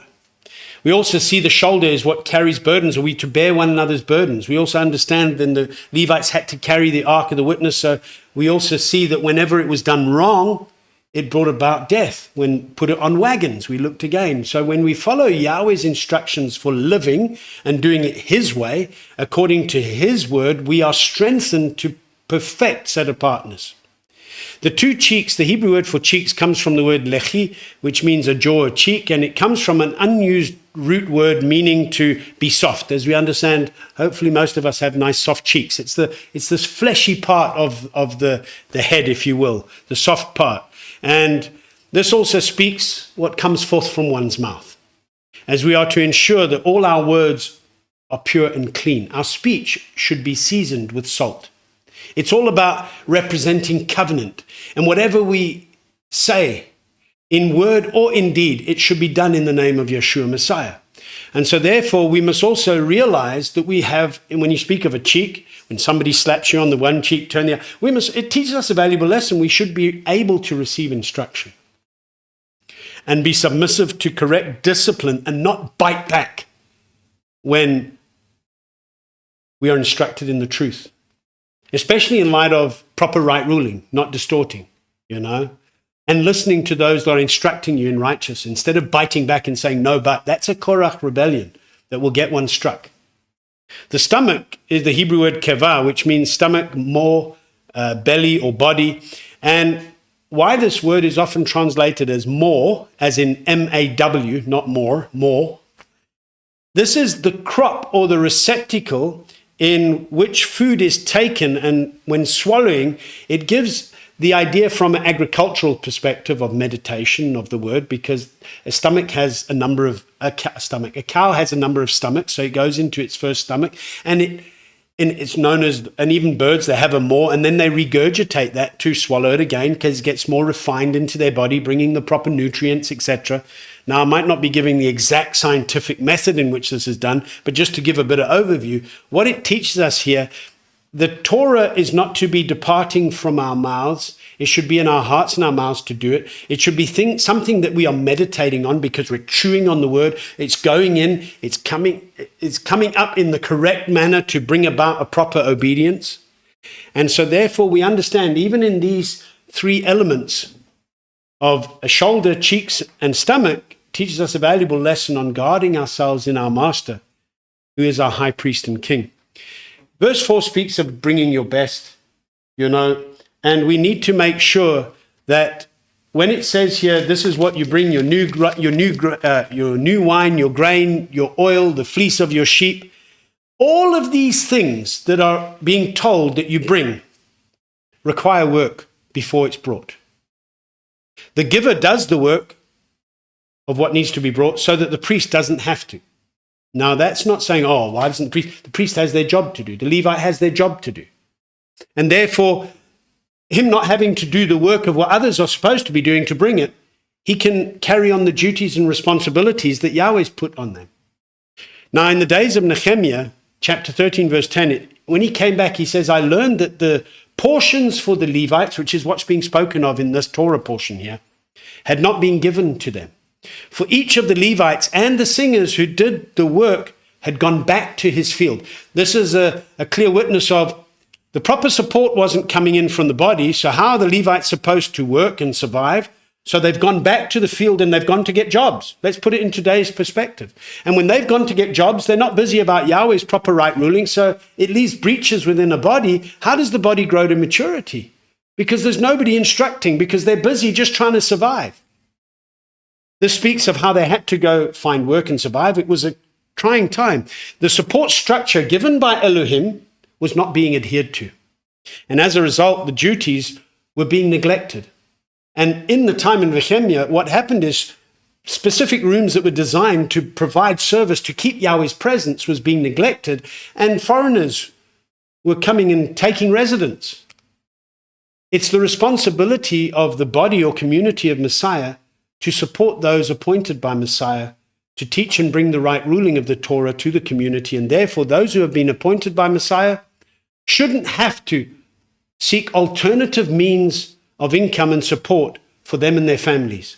It's the rest of the community that's actually adhering to these instructions in the proper giving of tithes, offerings, and gifts to Yahweh that will facilitate the proper order within the body and guard against what took place in the days of Nehemiah when they started trying to rebuild the walls. Many years ago, we were presented various options of schemes and things that we could, and we kept saying to people, our hands are full with Yahweh's work. We're not going out trying to, we trust Yahweh for his body to provide. And the body doesn't provide, well, Yahweh's the provider, but then the body is going to get disciplined, Verse 9 to 12 is very clear. Don't learn the way that the nations worship. Don't do the abominations of the nations. The priests and the Levites were to set the standard by teaching what is right so that the community would not go out looking for alternative means. Now, this is a very alive instruction for us today, because I find that a scattered bride of Messiah today is having a very dysfunctional body at times, where people aren't submitting to the proper order, not going, as we read last week, to the place where Yahweh chooses for one to submit and get their proper equipping, because the way that information is being presented, twisted or not, is that everyone else thinks, I don't need to submit, I'll do my own thing. And so we're looking at Shophetim, right rulers.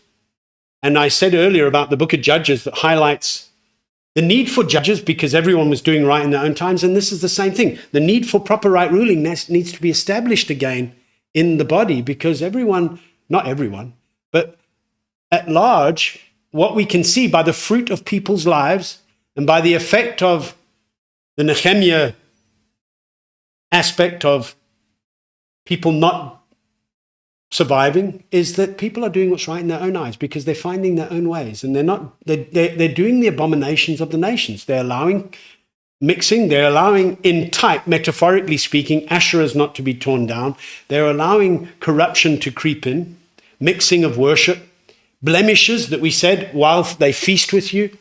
So these are real dangers that are happening within the body. And if one isn't reminded of the proper right rulings that must be kept, one is in danger of actually doing according to the abomination of the nations. When proper sound teaching and instruction in the Torah is neglected in a community or a society or a body of believers, what they're going to do is seek out other means. Now, we stick to the clear pattern. I was asked the other day by a beloved brother, he just wants for interest's sake, information. I don't know if he was asked by somebody, where did the Torah portions come in? Where did it kind of start? Why is it that we follow those Torah portions? Now, it is believed by many that in the days of Ezra, when they heard the Torah for the first time on Yom Teruah, and then there were appointed those to bring understanding, and then they kept reading, and for days, they would be studying, and they learned about Sukkot, and they learned about, and the people were making changes. It is believed that it is believed by many scholars that that's the process of bringing about a structured way of bringing people back into the Torah that began with the various portions that, as the scribes would write, there would be gaps on the scrolls between the various portions so as to set aside this weekly portion that would be done, which became a very clear standard that we see in the book of Acts that says every week where Moshe is read. So it's a clear standard. Even our master, when he took up the Torah and the prophets that were read each week, and when he picked up and he read from the scroll of Yeshayahu, it was again a picture of that which had now become an accustomed pattern to keep people in an ability to make sure that they are now studying the Torah correctly. So we might be out of sync sometimes, probably all the time, with others that traditionally, because certain traditions developed. And some of the traditions were that, some people, according to corrupt traditions, celebrate Yom Teruah as Rosh Hashanah. And then they say that at the end of Sukkot, they say Simchat Torah, and then they bless the Torah, and they start the readings from Bereshit at the end of Sukkot. This is tradition. Now, I just said to him, on our calendar that we send out, you see what we're reading each week. When we started on this walk, we started in the beginning. We didn't start at Yom Teruah. We started on this walk, and where we started was the beginning. And we followed in the beginning of the scriptures. We have what's been laid out as weekly portions that's been done for many years and hasn't been something that even, I believe, in the days of Messiah in the flesh wasn't something that was, why are you doing the Torah portion each week? I believe that it was a clear standard. This is what's going to get people back to not whore, to strip away the abomination. So there's a proper pattern that's now in place.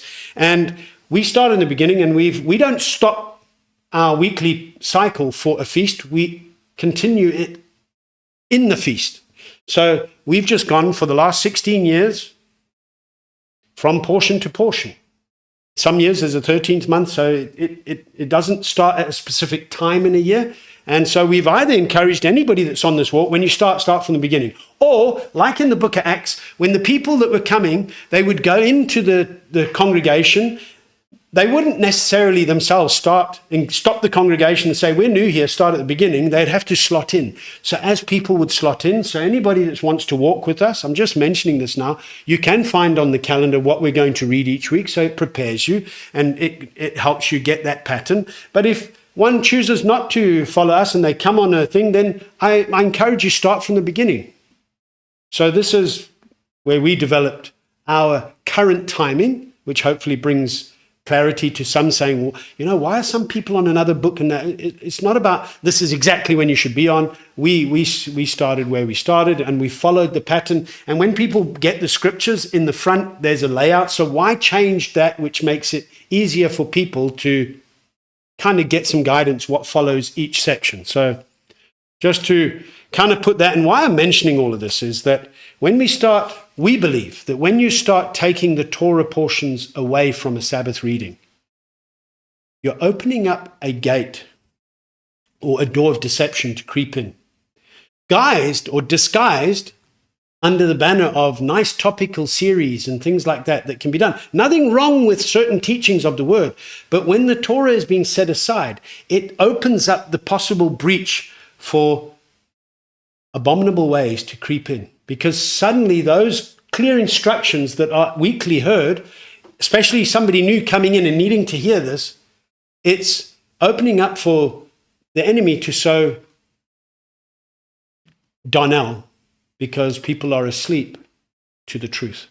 So don't ask how the nations worship, lest you follow their wicked ways. Don't go and inquire. We shouldn't actually be even asking how anybody else worships their mighty ones. That's what Yahweh is saying. Don't go, because you know why? You're going to want to do what they want to do, because you're going to think it's interesting, because they're going to see all the big parties they have, or the big things that look lacquer. And you want to say, why can't we do that? And that's what Israel were doing. So we must be on guard against doing that. We must also be on guard against witchcraft. Now, Shemuel told King Shaul very clearly that rebellion is as witchcraft. When you don't obey the word, it's witchcraft. And that's the simple clarity behind it. Now, we aren't to run after a whisperer or a fortune teller, one who claims to be giving you your truth that you need to, because isn't that a phrase that is come in the world today? Oh, it's not my truth. Well, who gave you truth? Truth is Yahweh. And there's only one truth. So we know when somebody says, oh no, but it's not my truth, when they're confronted about a situation. No, there should only be one truth that we should be seeking. And the Torah is truth. Seek first his kingdom and his righteousness. I'll even say this, pulling out a verse from a promise of the day box while rushing to work and heading in your busy schedule isn't seeking Yahweh. That's a form of divination that's rooted in selfishness because you don't have the time. And that's a form of idolatry and witchcraft. We need to be on guard against the way that the world tends to present worship. And Yahweh is saying, be perfect. Be perfect. He's given us the perfect way on how to live. And then in this section, he says, I'll raise up a prophet for them. Listen to that prophet. How to be perfect is to follow the perfect word. And Moshe tells us that Yahweh would raise up a prophet that we are to listen to. Obviously, this is a pointing to Messiah coming in the flesh, but the prophets that Yahweh would send, that he sent early, rising, calling people back to the right rulings, but they wouldn't listen. So anybody that Yahweh would send, because when they heard the 10 words that Yahweh spoke, they said to Moshe, if we hear anything else, we're going to die. Well, whatever he tells you, and Yahweh said what they said is good, and he gave everything else to Moshe that Moshe would teach, as we see through the Torah portions. Now, any prophet that Yahweh would send, he would be sending with the words of Moshe. That's the thing. Ultimately coming, and always a shadow picture of Messiah, the Word made flesh. Because Messiah is not a prophet. I must make that very clear. So often people want to translate and say, and use the separation of Father and Son and say, Messiah is that prophet that he said he would raise. Now, it all points to the authority of him and his word. Even when he asked his taught ones, who do they say I am? He said, oh, some say Eliyahu, some say the prophet, some say Yochanan the Immerser. But who do you say I am? You are the Yeshua, the Son of the living Elohim. This is a confirmation that you are not the prophet, you are Yahweh himself. Did you want to share something? Yeah, obviously anyone who calls you back to the Torah is a prophet. Yes. But in fact, the capital is not. No, I think it's look, as I've said many times, Hebrew letters don't have capitals and small letters. So sometimes the error of English words, written capitals or small letters, can lead to a misunderstanding. And this is a bit of an interpretation. Yes. For the translation. Yeah.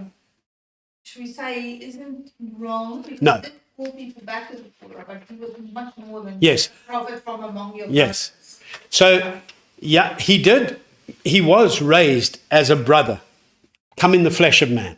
And every prophet that was calling us back that Yahweh raised, Yirmiyahu, Yeshayahu, Malachi, Yochanan, however many that were calling people back to obedience, all are pointing toward Yeshua and the embodiment of the word made flesh in the flesh of man, calling us back to himself. Yes. So ultimately, one can say yes, but it's the prize. The Torah leads us to Messiah. It is the prize, but Messiah is not just a prophet. That's what I want to make clear. Because some use this text to limit him in the identity, to say, you see, he's not the Father, he's only the prophet that came. And so what is revealed to us is that he's not only a prophet in the flesh of man, he is the living Messiah. And I think that's the identity that he was asking his taught ones, who do you say I am? Because while everyone else that doesn't know him are saying he is a prophet, we know he's more than just calling people back to himself. So in a sense, in coming in the world, he is the prophet that comes to call people back, but he's much more. I don't know how else to say that except that he's Yahweh himself in the flesh of man, And Yeshua himself said in Yochanan 5, I've come in my Father's name and you do not receive me. If another comes in his own name, him you would receive. Now we must understand the complication behind understanding the revelation of Yeshua Messiah. Because people will like to use a lot of text within the book of Yochanan to say, you see, why does he speak about the Father or talk to the Father? How do you say they're one? Because he spoke in parables. And while he was here in the flesh of man, it was for a specific role that he deemed would be the necessity that he himself chose when he made a covenant with Abraham. We even read it in the book of Adam, if you want to look at extra writings, which declared that Yahweh from the beginning of the foundation of the world had a plan to redeem man back to himself, because he knows everything. And the way he would redeem man back and be able to restore the likeness and image of the perfect Elohim is the perfect Elohim coming in the flesh of man without sin. Now, when Yeshua is saying, I come in my Father's name, we have to understand the complication of corruption that's happened over the centuries and what was presented shortly after his resurrection and continued to breed from that even till today. He's telling us that him coming in the name of the Father and not being received, the name of Yeshua, Yod He Vav Shin Ayin, contains clearly the name of Yahweh, Yod He Vav He. So he came, Yahweh is he who saves. That's what his name declares. But he says another will come and him you receive. Another what? Another prophet, another one calling you saying, here I am. And he says, when they say to you, he's out in the field, don't go there. How do we know what to listen to? It must be according to the right ruling. I've only come to do that which the Father commanded me, because that's part of the fulfillment of this prophecy. I'll raise up the prophet and he will speak the words I give him. So every prophet that Yahweh rose, when he said to Yirmiyahu, speak what I tell you, don't break down before them. To Amos, I'm only a sheep herder, speak what I tell you, And ultimately Messiah, in the flesh of man, he only came to declare his word according to the fulfillment of prophecy, but he came in the name of the Father. Now, any other presentation of the one who walked this earth, it's not that there were two different people, but it's the adaptation of revelation or understanding or lack thereof, where the manufactured name of Jesus doesn't contain, nor does it come into the name of Yahweh, whatever. The etymology of the Greek name Jesus means horse. And coming actually ultimately from Jesus, and sus is the Hebrew word for horse. So it contains nothing about the Father. And the masses receive the portrayal of our Messiah that came in the flesh of man, according to man-driven theologies of Christianity, as a person named Jesus.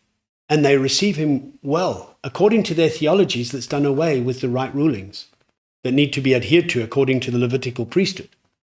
And this is the coming of the lawless one, which is already now in our midst, that Shoal warns us about.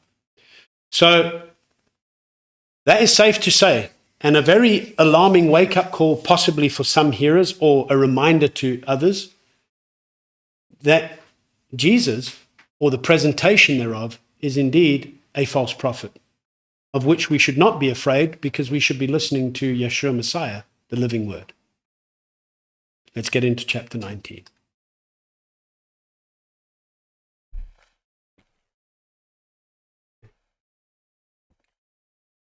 When Yahweh your Elohim cuts off the nations whose land Yahweh your Elohim is giving you, and you dispossess them and dwell in their cities and in their houses, separate 3 cities for yourselves in the midst of your land which Yahweh your Elohim is giving you to possess. Prepare a way for yourself, and divide into 3 parts the border of your land which Yahweh your Elohim is giving you to inherit, that any manslayer shall flee there. And this matter of the manslayer who flees there and lives. He who strikes his neighbor unknowingly, not having hated him in time past, even he who goes to the forest with his neighbor to cut timber, and his hand swings a stroke with the axe to cut down the tree, and the head slips from the handle and strikes his neighbor so that he dies, let him flee to one of these cities and live, lest the revenger of blood, while his displeasure is hot, pursue the manslayer and overtake him, because the way is long, and shall strike his being, though he was not worthy of death, since he had not hated him before. Therefore I am commanding you, saying, separate 3 cities for yourselves.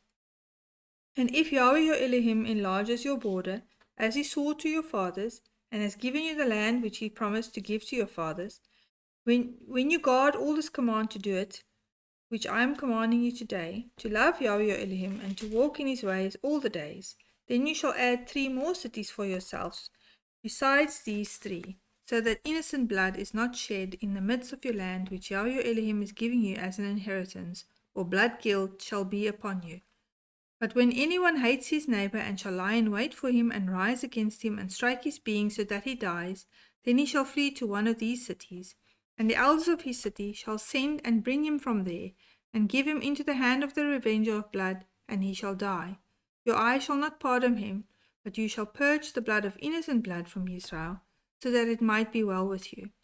Do not remove your neighbor's boundary, which those in the past have set, in your inheritance which you inherit in the land that Yahweh your Elohim is giving you to possess.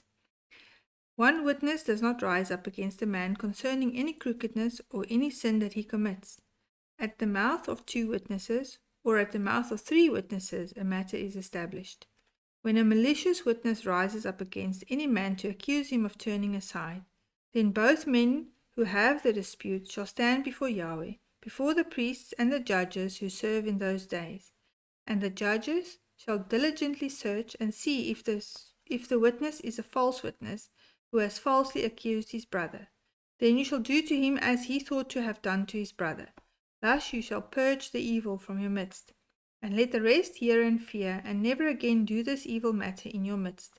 And let your eye not pardon, life for life, eye for eye, tooth for tooth, hand for hand, foot for foot.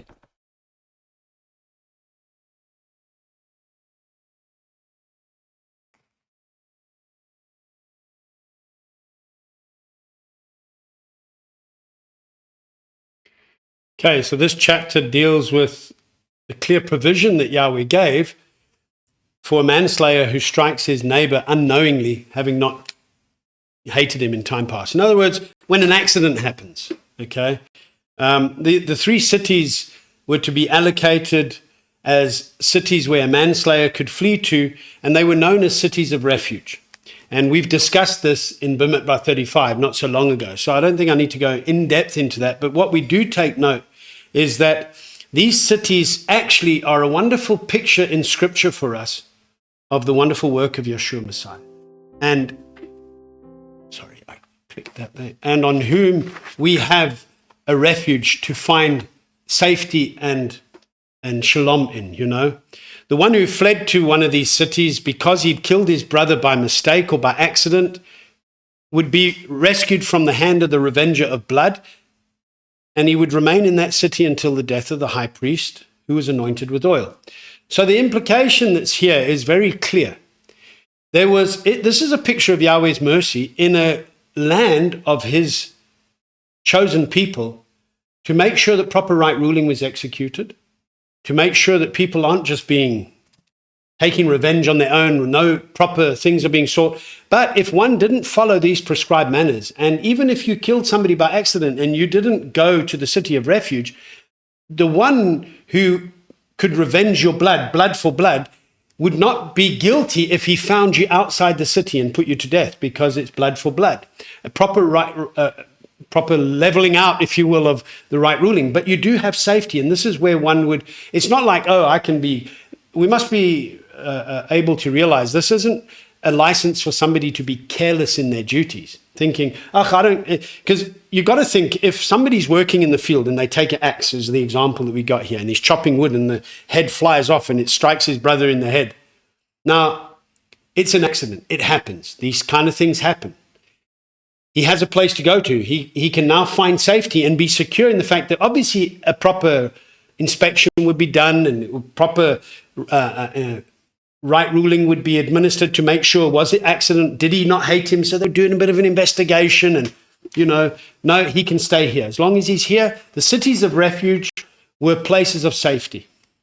And what we take note of here is this isn't a license to be careless.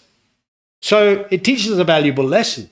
You don't go out to your work without checking your tools. I mean, accidents happen, but it also doesn't relinquish the responsibility to make sure that you keep a safe environment, making sure my axe is actually not going to break the first chop I take or something like that. It happens, but it's still showing a responsibility that one should have in making sure that you do your part to make sure that you're not putting anyone, yourself or anyone else, in danger. What we do take note of is our Messiah and High Priest, the Anointed One, is our High Priest and King forever in the order of Melchizedek, which means the lesson that we get here, the principle of the refuge, the cities of refuge, teaches us the simple lesson: stay in Messiah. When he tells us in Yochanan 15, stay in me and I stay in you and you'll bear much fruit, we have a place of refuge. The name of Yahweh is a strong tower. The righteous run into it and are safe. We have an ability to be kept safe in him. When we're found to be outside of him, we open ourselves up for the revenger of blood, in a sense, to take our lives. So Messiah, in the work of Messiah, we can see a twofold work here. Number one, he is our refuge. But number two, he's coming to destroy workers of wickedness. And he was put to death on the stake in the flesh of man for all mankind. But those who do not look to him and call upon him and are not delivered are going to face his wrath when he comes to destroy those who are wicked and are not found in him, which means he is also the revenger of blood. Ultimately, his blood that was shed for the forgiveness of sins, for all. He died once for all, but not all are going to receive that refuge. Now, we also need to make sure that this Torah portion highlights the safety we have in him, and in him being high priest forever reminds us that we are bound to stay in him forever. And if for any moment we find ourselves outside of him through compromise, lack of obedience, not staying in him, we open up the risk of being destroyed as sons of disobedience. A powerful example that's given to us in Scripture of not adhering to the instructions of staying where you are required to stay is in the account that's given to us in 1 Kings 2. Shimei, who was the man that threw stones at David, and David's commander just wanted to kind of shut this guy up and put him to death. And David said, listen, if Yahweh's told him to throw stones, let him throw stones. Just, let's carry on. We don't get distracted by a stone thrower. Good lesson for us as a side note today. But anyway, when David was giving Shlomo his parting words of wisdom and how he was to rule according to the Torah, he said, listen, you also know what to do with Shimei. So Shlomo called Shimei and he said, listen, Shimei, you're going to stay in Jerusalem, okay? And the day that you leave, you're going to be put to death. And so he made it very clear that he wasn't to leave this area. And the day he would pass over the Wadi Kidron, he would die, and his blood would be on his own head because he wouldn't now have this refuge of being kept alive.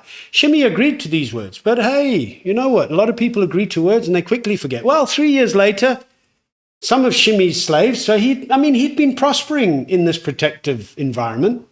Some of his slaves had fled back to Gath, And he was told they'd gone to Gath, so he goes out to fetch them. Shalom was told about this, ordered that Shimei be put to death. Because it's, oh no, but it's 3 years later. Surely, no. Right ruling is right ruling. And it's a wonderful, a sobering lesson that we learn from this in terms of the city of refuge principle that we have in making sure that we stay in Messiah. Because the day that we find ourselves outside of Messiah, we are certainly putting ourselves at risk of not being able to enter into the rest of our master. Verse 19 says, do to him as he thought to have done to his brother. Now, this is speaking of one who's now, that's when an inspection has been done and they thought, here's a guy that was actually plotting against somebody. And so it wasn't a mistake that happened. Here's somebody, so you can't go to the city of refuge. You've been found out, you plotted against your brother. You're going to do the same to him, what he planned to do to his brother. And another example that's given for us in Scripture on this principle is in the days of Mordechai and Hadassah, or Esther. Remember Haman, which is a picture of the anti-Messiah and his 10 sons that were put to death. Haman actually issued a decree of death on all the Yehudim, and he wanted Mordechai. He made a structure for Mordechai to be hanged upon. And when this was discovered in the meal that Esther had for 2 nights with the sovereign, the command was given for Haman to be hung on that very structure that was made. And so we learn this principle that we must be doing our utmost to not be found compromising our set apartness in any way. And our master gives a clear standard by which we govern our lives and the way the body is governed, and it's eye for an eye. This principle of an eye for an eye and tooth for a tooth, or limb for limb, if you will, is not a mutilation of people's limbs, as injuries were settled by payment through money and damages and costs of your recovery and things that were needed to be done. What it's saying is you can't extort more money than what's required for any specific situation. Now, when our master came and he said in Matit Yohu 5 that you've heard that it was said an eye for an eye and a tooth for a tooth, but I say to you, do not resist the wicked. Whoever slaps you on the right cheek, turn the other to him. And who wishes to sue you and take away your inner garment, let him take your outer garment as well. And whoever compels you to go 1 mile, go with him 2. Give to him who asks of you, and from him who wishes to borrow from you, do not turn away. Now, he wasn't nullifying these right rulings. He was bringing about a deeper need for loving commitment toward one another, and he raises the mere letter of the word to the spirit behind the letter. And the spirit behind this is not taking advantage of another. So an eye for an eye and a tooth for a tooth is all about the cost. Don't try and, today's world, people have lawsuits over everything and they just see, what can I get out of this, And what Yeshua was bringing here is, listen, rather be wrong than trying to take advantage of another. That's the principle, The heart behind these verses is simply always seek the good of your brother. And if you happen to be wronged, don't make it your life's ambition to get even. Let it go. Realize that we have one who has settled our debts. And unless we recognize that, and we don't allow other debts to be settled, he will not settle our debts. Chapter 20. It doesn't nullify that the righteous judgment. No. It's saying don't take the law into your own. Yes, that's a good way of saying it. That's what I'm highlighting. Yeshua wasn't doing away with the Torah.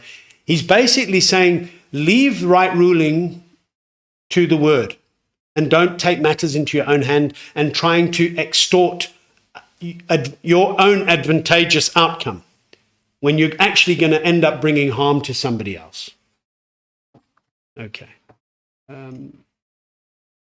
Okay, who's reading? Jackie.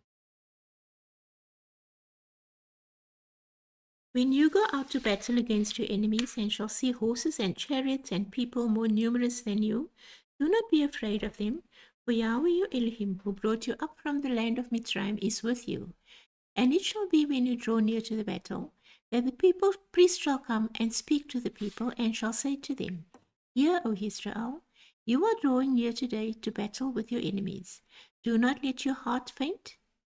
Do not fear or tremble or be afraid before them, for Yahweh your Elohim is he who goes with you to fight for you against your enemies to save you. And the officers shall speak to the people, saying, Who is the man who has built a new house and has not dedicated it? Let him go and return to his house, lest he die in the battle and another man dedicate it. And who is the man who has planted a vineyard and has not begun to use it? Let him also go and return to his house, lest he die in the battle and another man should begin to use it. And who is the man who is engaged to a woman and has not taken her? Let him go and return to his house, lest he die in the battle and another man take her. And the officers shall speak further to the people and say, Who is the man who is afraid and tender of heart? Let him go and return to his house, lest the heart of his brothers faint like his heart. And it shall be when the officers have finished speaking to the people, that they shall appoint commanders of the divisions to lead the people. When you draw near to a city to fight against it, then you shall make a call for peace to it. And it shall be that if it accepts your call for peace, and shall open to you, then all the people found in it are to be your compulsory labor and serve you. But if he does not make peace with you, and shall fight against you, then you shall besiege it, and Yahweh your Elohim shall give it into your hands, and you shall strike every male in it with the edge of the sword. Only the women and the little ones and the livestock, and all that is in the city, all its spoil you take as plunder for yourself, and you shall eat the enemy's plunder, which Yahweh your Elohim gives you. Do so to all the cities which are very far from you, which are not of the cities of these nations. Only of the cities of these peoples which Yahweh your Elohim gives you as an inheritance, you do not keep alive any that breathe, but you shall certainly put them under the ban, the Hittite and the Amorite and the Canaanite and the Perizzite and the Hivite and the Jebusite, as Yahweh your Elohim has commanded you, lest they teach you to do according to all their abominations which they have done for their mighty ones, and you sin against Yahweh your Elohim. When you besiege a city for a long time by fighting against it to take it, you do not destroy its trees by wielding an axe against them. If you do eat of them, do not cut them down. For is the tree of the field a man to be besieged by you? Only the trees which you know are not trees for food, you do destroy and cut down to build siege works against the city that is fighting against you until it falls. Read the 9 verses. When anyone is found slain, lying in the field in the land which Yahweh your Elohim is giving you to possess, and it is not known who struck him, then your elders and your judges shall go out, and they shall measure the distance from the slain man to the cities round about.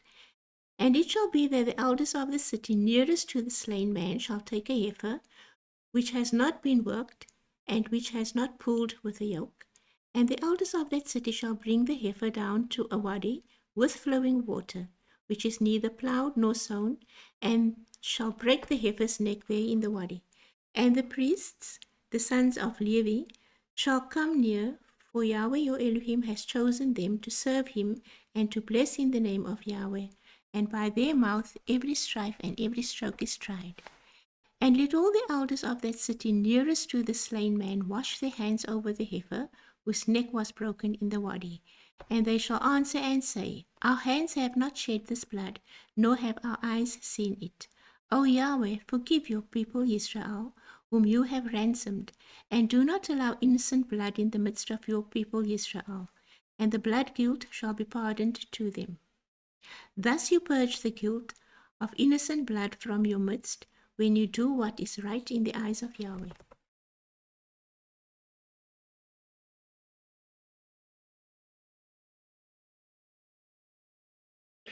Okay, so chapter 20 starts with the clear instructions that when you go out to war, you're not to be afraid.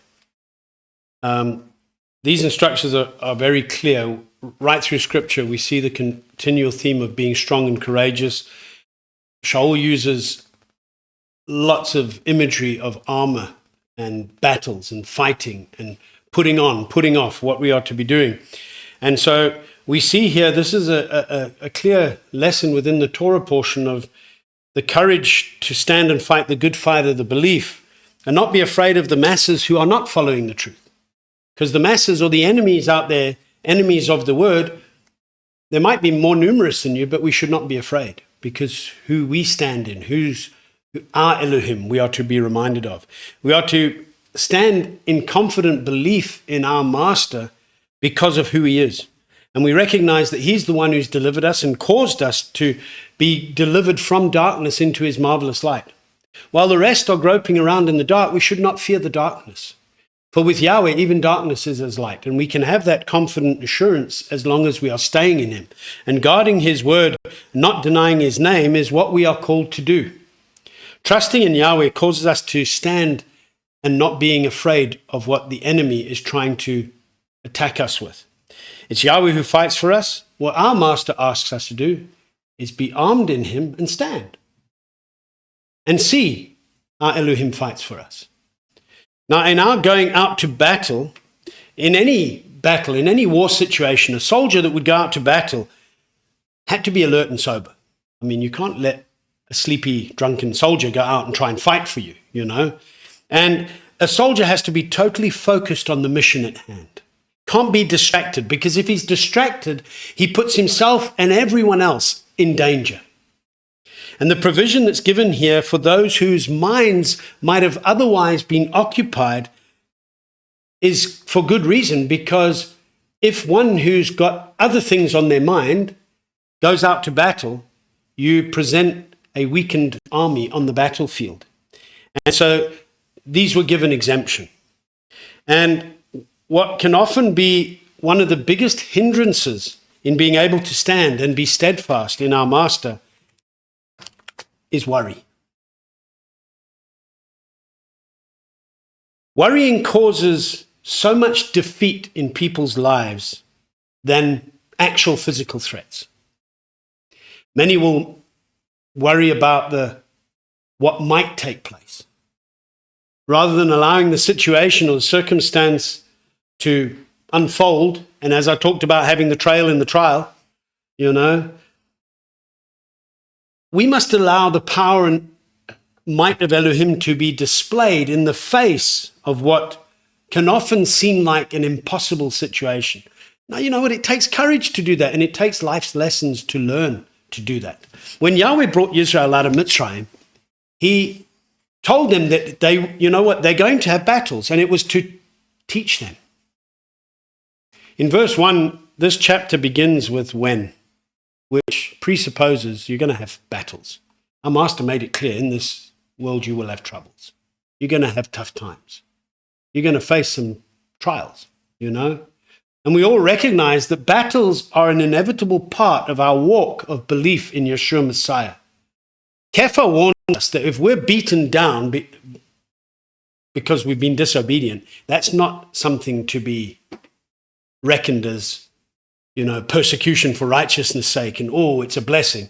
No, but when we are blessed for righteousness' sake and or when we are persecuted for righteousness' sake, not snake, it is a blessing, you know.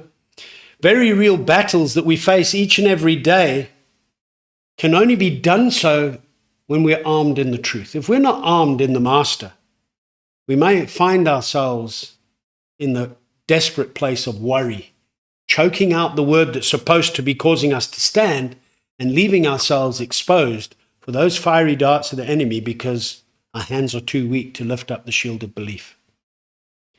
Now, without the Torah, we're at severe risk. We are very vulnerable to be defeated. We are at a high risk of facing defeat. Our need to be constantly dressed, armed, and clothed in our Master is critical for daily living.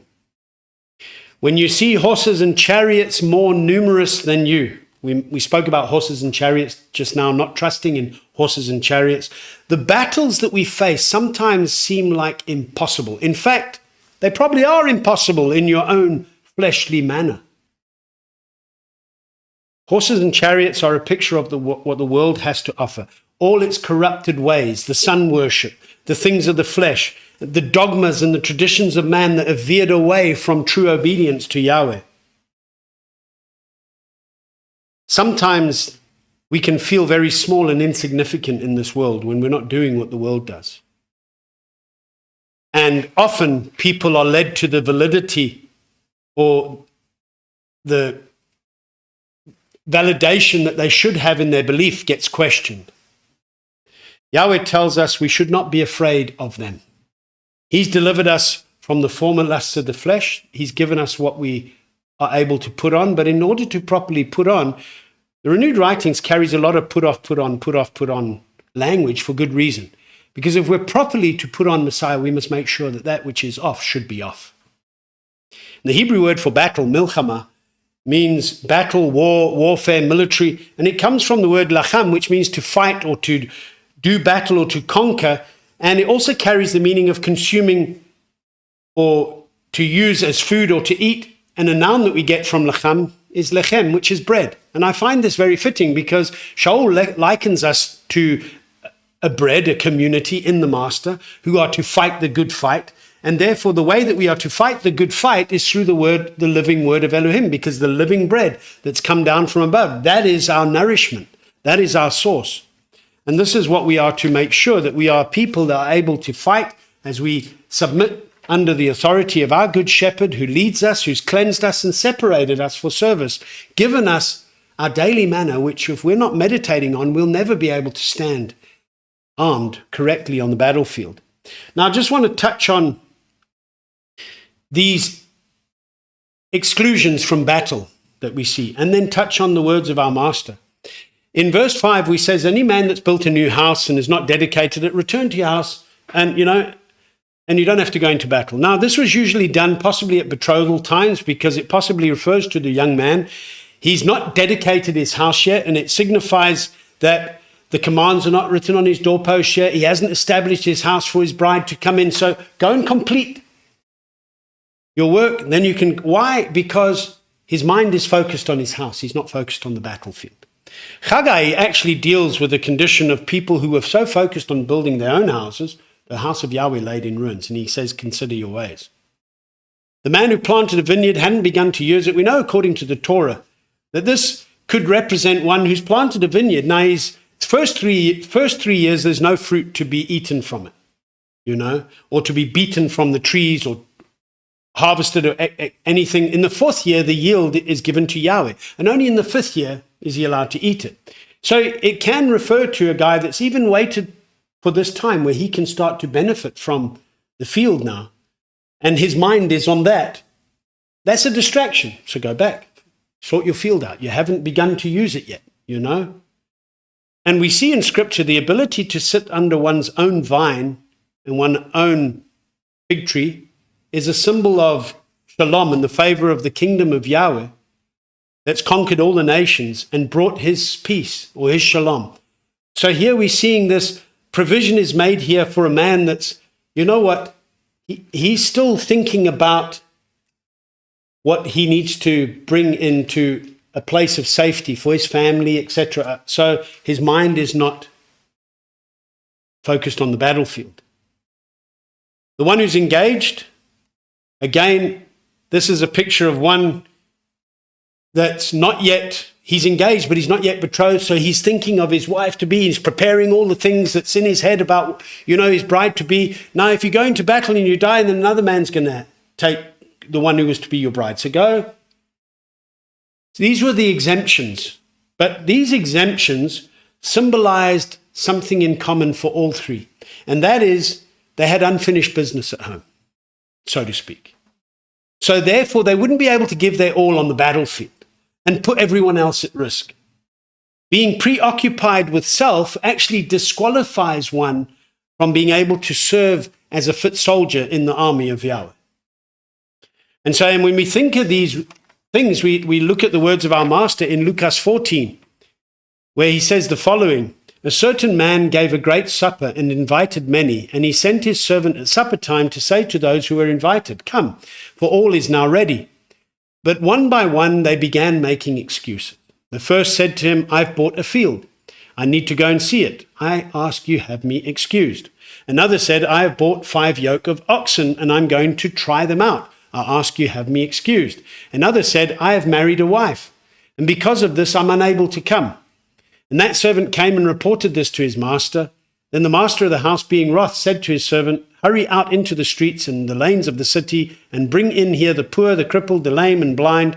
And the servant said, Master, it is done as you have commanded, and still there is room. And the master said to the servant, go out into the street corners and hedges, and compel them to come in, so that my house is filled. For I say to you that none of those men who were invited shall taste my supper. Now he's giving a parable, because he spoke in parables, but we liken these parables. So I'm not saying what the Torah is saying are excuses. What we're learning from this is the reason for these exemptions is that it's all about focus. It's all about where one's heart and mind actually is. Those who do not go to war will not taste the victory of the war. Yeshua carries on teaching from these words in various aspects of counting the cost, and teaches that those who neglect prioritizing the kingdom for their own desires are likened to the ones who put their hand to the plow and then look back. They're not fit for the rain. The principle that's being displayed here is if your heart is not in it, don't go to fight. But that's not a gap to say, oh, I hope my heart's not in it because then I won't have to fight. That's just drunken reasoning. This doesn't excuse the need for us to get our hearts in it, but so many people today, in facing the battles that they need to face, are facing it with half-hearted approach in the Master, not getting a true reflection of the service and the worship that is to be brought before him. And this leaves one at risk being severely punished and disciplined by our Master. Now, there's a fourth reason that's given for not going out to war, possibly one of the most critical ones out of all the others, and that is fear of the enemy. Fear of the enemy is extremely contagious. We learned that lesson through the 10 that brought a wicked report. It caused the entire nation to be afraid to go forward, basically. Gideon said, under the instructions of Yahweh, to his men in Judges, Shophetim chapter 3, or chapter 7, verse 3, proclaim in the hearing of the people, saying, whoever is afraid and trembling, let him turn back and leave Mount Gilead. And 22,000 of the people turned back, while 10,000 remained. Now there was a further sifting down to 300 men.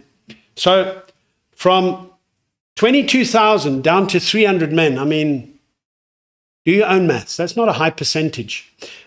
But the second one was who would bend down and who would lick up, use their hand, etc.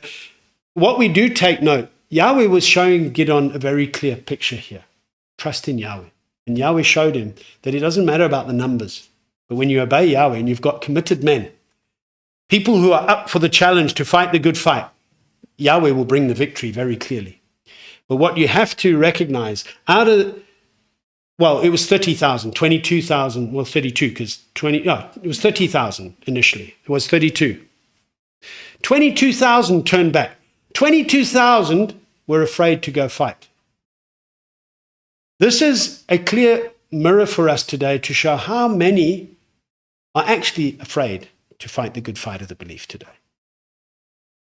And that fear that sits in many people can cause a hindrance to others. That is why, if your heart's not in it, don't waste time. We're told in Chazon 21 verse 8 that those who are afraid, who they're grouped with, it says, but as for the cowardly, the untrustworthy, abominable, and murderers, and those who whore, and drug sorcerers, and idolaters, and all the false, their part is in the lake that burns with fire and sulfur, which is the second death. In other words, if you're not going to be strong and courageous, you've got a second death awaiting for you. So this call is not, when we look at this Torah portion and tie it in with the parable of our Master, we see the end result of those that are afraid, what's their result and who they're grouped with. The mirror of the word is presenting to us, according to the right ruling of Yahweh, is to make sure that we don't find having ourselves filled with excuses as to why we can't actually stand armed in the Torah and fight the good fight of the belief and be on the battlefield with our brothers fighting this good fight together. And when we take the land, we have to destroy all the ites. So I'm not going to get into all the ites because we've dealt with that on a lot of occasions. But it is really destroy everything that's going to hinder one's ability in bringing about the victory praise for our Master as being overcomers. The first 9 verses of chapter 21 is about atonement for unsolved murders. Now, I just want to highlight here, we deal with a specific instruction regarding a heifer that's brought down to the wadi, its neck broken, and hands washed. We mustn't couple this with the red heifer in Bamidbar, where the water from the heifer was used for sprinkling the defiled. Okay, I just want to highlight that often the cause is to, as soon as we see a heifer unblemished, we take it into the red heifer, which is the Torah of the Torah that we read in Bamidbar. Now, the law of the Torah is the red heifer that is used, and it's burnt with the hyssop and the cedar wood, and it's used in the waters of cleansing for anybody that need to be cleansed. When you've done something and you need to be cleansed, that's the waters of cleansing that the red heifer provides for. That's actually for war when you kill. Yes. This is for when nobody knows. This is an unsolved murder. Okay, so the waters for cleansing is when you've gone out to war and people needed to be cleansed so that they could draw near to Yahweh. However, there are elements here that we understand from the idea of what our Master has provided for us. When our Master faced the crowds and the humiliation and the mocking, and Pilate washed his hands, and he says, I'm innocent of this blood. Now, we also know Messiah's neck was not broken because according to prophecy, not one bone was broken. So we must be careful of trying to blend things in that shouldn't be blended in. I often have made those mistakes. Thank Yahweh that I'm corrected to do not to do that. But we must, when we read heifer, we mustn't go immediately to the red heifer and waters of cleansing. But we can see elements here in this Torah of we have all, if we want to see the unsolved murder of Messiah in the flesh, we all know who murdered him. It's all our sin. Because he came to take sin upon himself, our sin, in order to be put to death and be raised so that we can have newness of life in him and have our lives cleansed. So we can understand the heifer that is a representation of one that was never worked, and that the innocence is proclaimed over. Because remember when Messiah, and they wanted Barabbas to be brought out, and they said, Messiah, his blood be upon us. I mean, they didn't realize what they were declaring. And rightly so, their blood, but yet in his mercy and him taking upon himself our sin, and in his resurrection, he's provided the invitation for people not to be lazy, but to come to the supper, not make excuses, and you can be washed and be innocent of his blood. So we do tie in the pictures that we get here from these. But please don't see this as the same as the red heifer instructions as the law of the Torah. This was for an unsolved murder. But it still shadow pictures the perfect work of our Master, giving everyone the ability to come and be declared innocent before the Master. Any thoughts on today's Torah portion before we go to lunch?